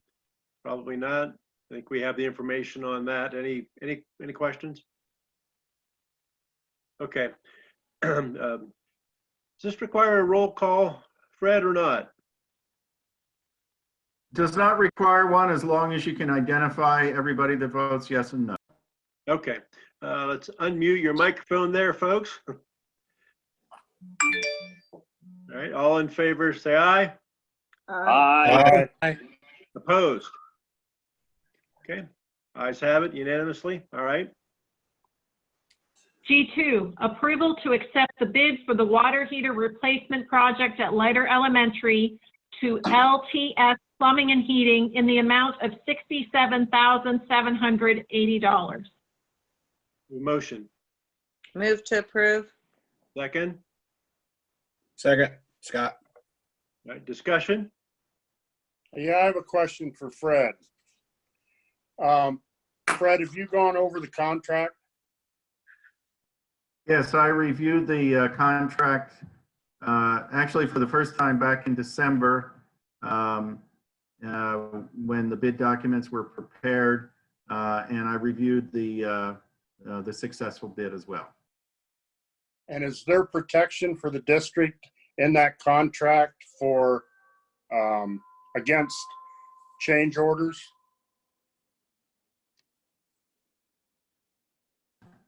I don't specifically recall whether there's any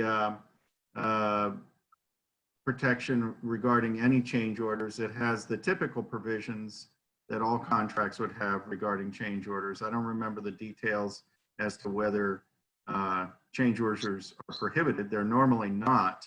And I think a change order would require justification from the contractor and approval by the board. So it's just a boilerplate contract then? It's a contract that's based on the AIA forms, which are frequently used, yes. Thank you. Any other questions? Okay, with that, all in favor of G2? Aye. Aye. Aye. Opposed? Okay. Ayes have it. We would not make a good singing group, I gotta just tell you that. Oh, transportation T1, approval for Promised Land busing rates in the amount of $2,137.51 for March 2020. Motion, Move to approve. move second, Got second. discussion. With that, all in favor, say aye. Aye. Aye. Opposed? With that, ayes have it unanimously. T2, approval of the renegotiated agreements with Campbell Busing, Gene Services, Kozer Busing, and Promised Land Busing Incorporated at 85% of the daily rate as of March the 13th, 2020. We have a Move motion to approve. All right, Dale makes a motion. Do we have a second? Second. Questions, discussion? Yeah, I have one. What was taken care of as far as Jimmy Campbell's, how he was being addressed with his 85%?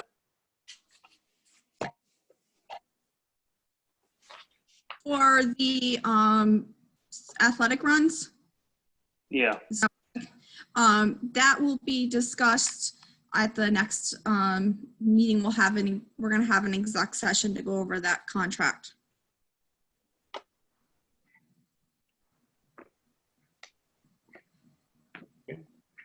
There's no other questions. All in favor, say aye. Aye. Aye. Aye. Opposed? Ayes have it. Motion carries. And with that, don't think we have anything else, do we, Christina, in that regard? We do not. Okay. Then with that, it gets us other reports. And Dottie, would you like to take over on the committee reports? Okay, PSBA, I don't really have much to say, except I am going to attend an informational meeting Zoom meeting on Thursday. I think, Dave, it's open to presidents and vice presidents, if you got that invite. Yeah, but I'll be at the LCTC, so. Okay, well, I'll go ahead and attend that and see if I heard anything. Policy committee. Policy committee, yes. Nothing currently. Hello? Yeah, who is it? Is it actually, it's Dr. Beery, is it not? Policy committee? No, Yeah. we had to retreat on that last week. Is it and, still Bill? Oh, did we go back? Okay, I'm sorry. Okay. Mr. Ruffing. Well, if Dr. Beery has something to offer, please let her go first. But policy committee, nothing really, but at the last meeting, Jen brought up, something for other board members to reconsider, to consider. That was her suggestion, or her request for consideration was taking board meetings back to the way they used to be. That was a 2-hour board meeting. They started at 7, they ended at 9. At 9 o'clock, we took a vote to extend the meeting by 30 minutes. I think that most of our board meetings, we can cover the business in 2 hours if we keep it rolling. But there'd be exceptions to that, and I realize that. And like right now, like tonight. But anyways, I would just remind the board members of Jen's suggestion at the last meeting, just a little food for thought if we want to change that policy. That's all. Okay. I'm not sure whose dog that is, but it's not mine. But they're going to bark if they keep hearing it. Okay, Bill, you're. It must have been Bill's. No, it was not either one of my dogs. My dogs quit barking now. They don't bark anymore because they get about 4 or 5 walks a day. They're too tired to bark. Do you have anything, Bill, for the IU? No, I do not. Nothing for the IU. We will meet tomorrow night. We will have a virtual meeting, so I may or may not have something at our next board meeting. So no, nothing from the IU at this time. Okay. Mr. Schimmel, LCTC. Yeah, we meet on Thursday night as well via webinar, and we have a couple of items, a lease on the building issue there, and but generally speaking, it's going to be pretty business as usual. Well, if that's such a thing these days. Okay. Memorial Gardens, Mr. Kunkel? Brandy took away my thunder, so nothing to report. Was that during the regular meeting that we discussed that? What's that? When we discussed Memorial Garden? Cancel the Memorial Garden clean mulching. Okay. We're gonna hold off on that. Is that what you're talking about? Yeah, I don't know that we discussed that during the meeting, so that's why I was just going to say if you wanted to announce it. Yeah, we're going to cancel the May 9th mulching of Memorial Gardens and hopefully hold it later on, depending what happens. And Brandy's going to get a hold of the Eddingers and see if they'll hold on to the mulch. I believe Mr. Weaver said, Brandy, am I right, that the pruning and edging was done? Yes, he commented that it looked like it was done. He was going to also go over and freshen up the mulch rake himself. So right, and he spends time there, yeah. So at this point, we'll hold off and see what happens and schedule something once we know people can get together. Great, thanks. Budget, Mr. Ulmer. Nothing to report. Okay. Building and grounds, Mr. Albert. Yep, that's me. I don't have really anything other than if anybody thinks they're going to pull in my driveway and not be accounted for, them dogs barking will stop them dead in their tracks. Nobody's going to get in my driveway without me knowing about it. So my daughter was out for a drive and she just came back home. So that's why the dogs were barking. My apologies. Yep, you would hear mine too. Okay, Montoursville Foundation, Mr. Ulmer. Nothing to report. Nothing to report. Okay. Extracurricular, Mr. Kunkel. Teams are doing well. Everything's of course, I feel bad. We're still on top. I feel bad for our seniors, and I know everybody does. And there's really not a whole lot we can do about it at this point. So we'll see what happens. Okay, that's the end of committee reports. Okay, with that, we'll move now to the public comment session at the close of the meeting. And this public comment session can be for any particular comments. Also, last meeting, Ron asked if we could insert board comments prior to public comments. So Ron, if you have some thoughts, go ahead. Yes, yes, I do. at the last meeting, I suggested that we put on the agenda to extend the property tax discount period to at least October 31st. We asked our solicitor to see if it was legally possible to do that, since there was a couple board members that questioned that. So if we could hear from our solicitor what he found out. In conversation with, I'll go ahead and handle it at first, Christina. In consultation with Christina, we decided that I should hold off on doing that research because of the bills that were introduced in the legislature that, at least at that time, appeared as if they would address the issue.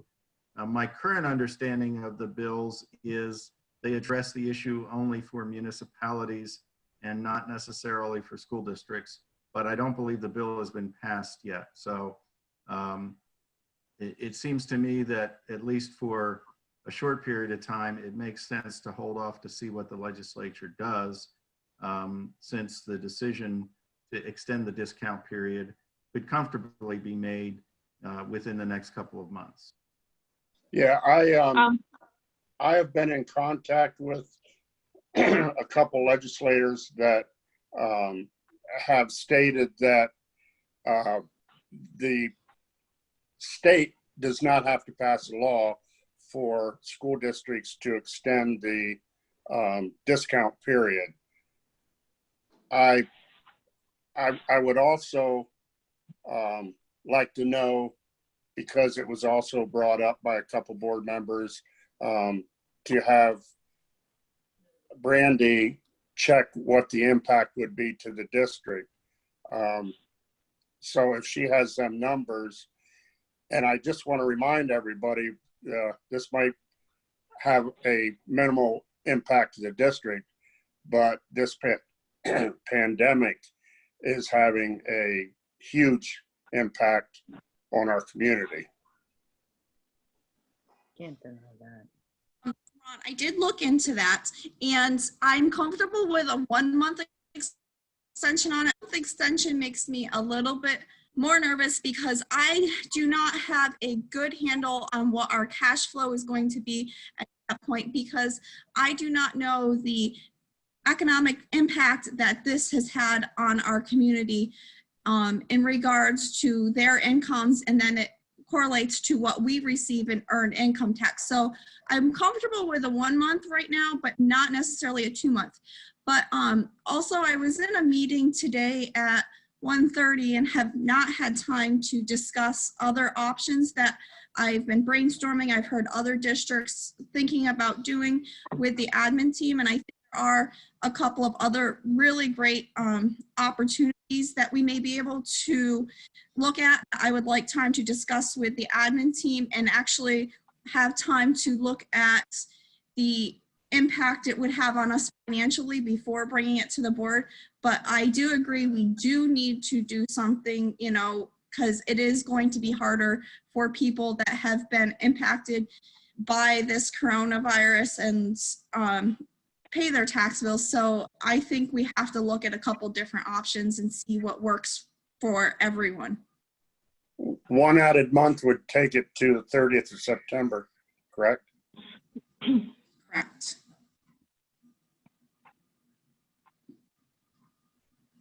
Well, we do need to find out, we do need to make that decision before them tax bills go out. Right, we would pass, I usually have a resolution when we approve the budget for the taxes, and we could write it right in that resolution when we wanted those payments to be due. And we could look at payment options. There's a couple different options we can look at. Okay. I just need more time to explore what the impact of each one would be And again, a lot of these came from different ideas that districts are looking at from a meeting I was in today at 1:30. So a lot of this is just new information that's just coming to me. So I have been looking into it. That's all I have, Dave. Okay.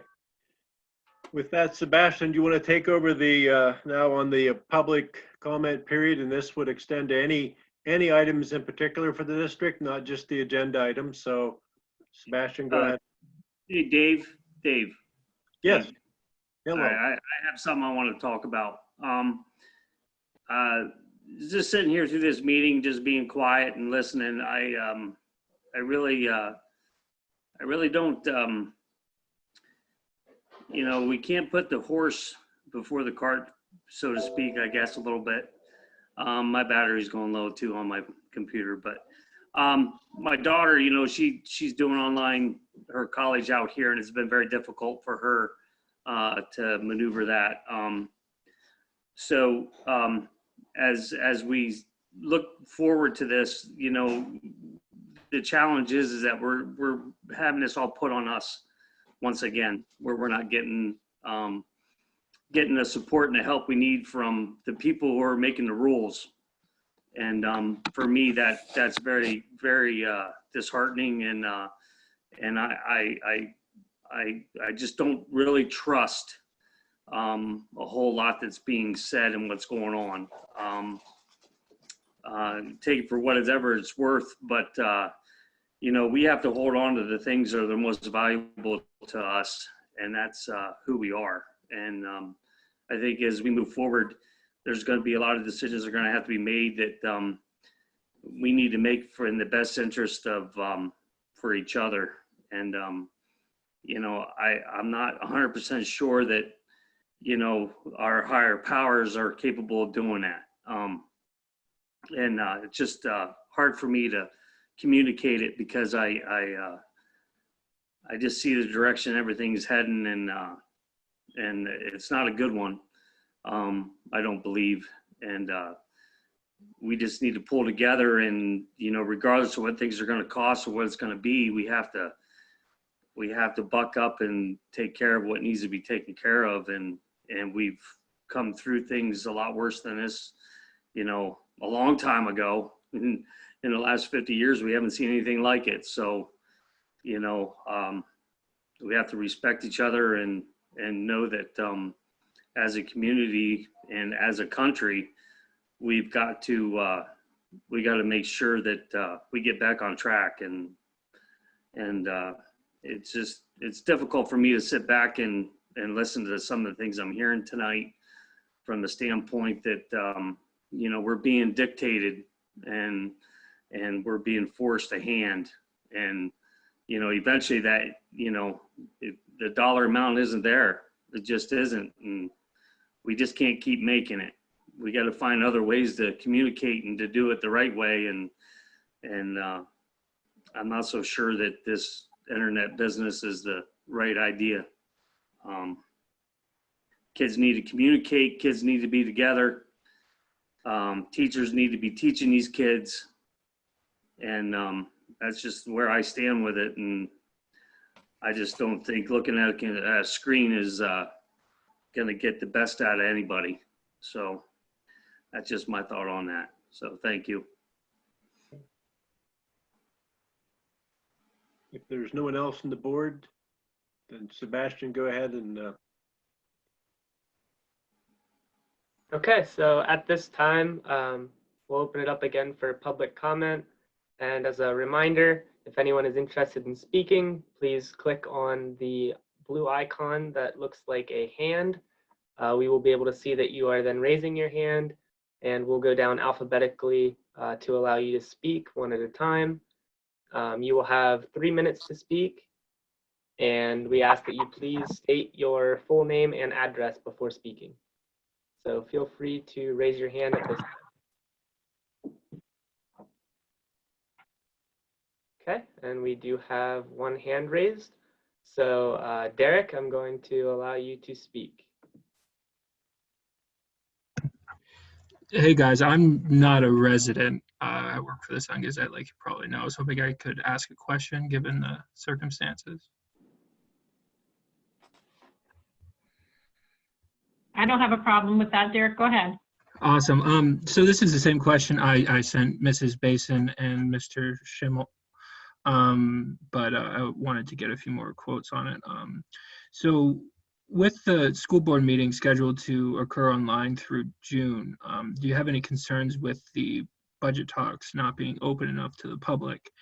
And then another question along the same line as that, if the budget deadline is extended, would you consider holding off on passing the budget or implementing the taxes until a conventional meeting could be held? And Derek, I think my response to you was that we will follow the law. However, we need to follow the law. If it's extended, which I think we heard Brandy say tonight that it was not going to be extended past June, so therefore we will need to continue with our meetings. Our meetings are available to the public through the methods that you're using, as well as phone calls, so people can call in and listen to this meeting happening and ask any questions that they wish to ask at that point in time. If we're still under a stay-at-home order, then we have to proceed with the district business and we have to keep moving the way that we're moving. Anybody else want to answer or hop in? I think we all want to be able to meet together face to face. I just think that's what we want, but we're hamstrung and there's nothing we can do about it. In terms of attendance, now we don't have quite as many online tonight as last meeting, but I've actually seen more people sticking with the meeting longer than when we have a face-to-face meeting. So I found that interesting, but we'll just do what the law requires, what the governor is requiring of us. Awesome. Thank you guys so much. It came at the prodding of my editors. Just to add one more thing there. Currently, they don't anticipate extending the budget timeline by anything. Now, they could change their mind and do something differently, but currently we are planning to move along with the same timeline. I want to add something too. There's a Senate Bill 631.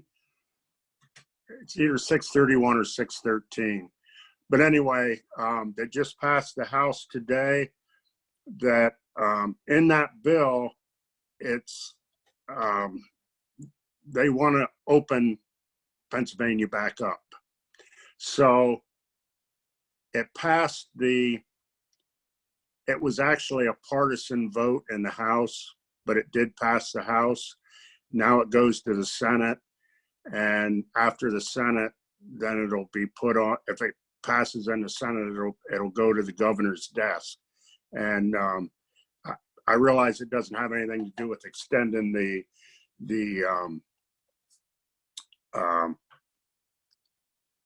time for the budget to be passed, but it's important information to get out there. Awesome. Thank you so much. You know, allowing us one extra month would be a huge godsend. It would mean so much to the districts to be able to understand their financial position. And that additional month, it would be really critical. I wish they would, but I guess I should abandon that hope. So, all right. No other hands raised, it appears, Sebastian. So with that, we'll close the public comment period and entertain a motion to adjourn. Or not. I mean, you want to sit here? We can do that. Motion to adjourn. Second. All in favor? I couldn't get my microphone unmuted. Aye. All right, good night, all. Good night. Sebastian, I have a quick question. Okay. How many were viewing? Let me count here because I've actually been keeping track. They've been coming and going.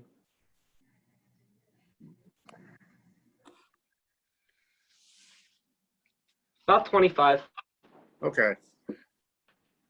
Thank you. You're welcome. Have a good night. Good night. Good night.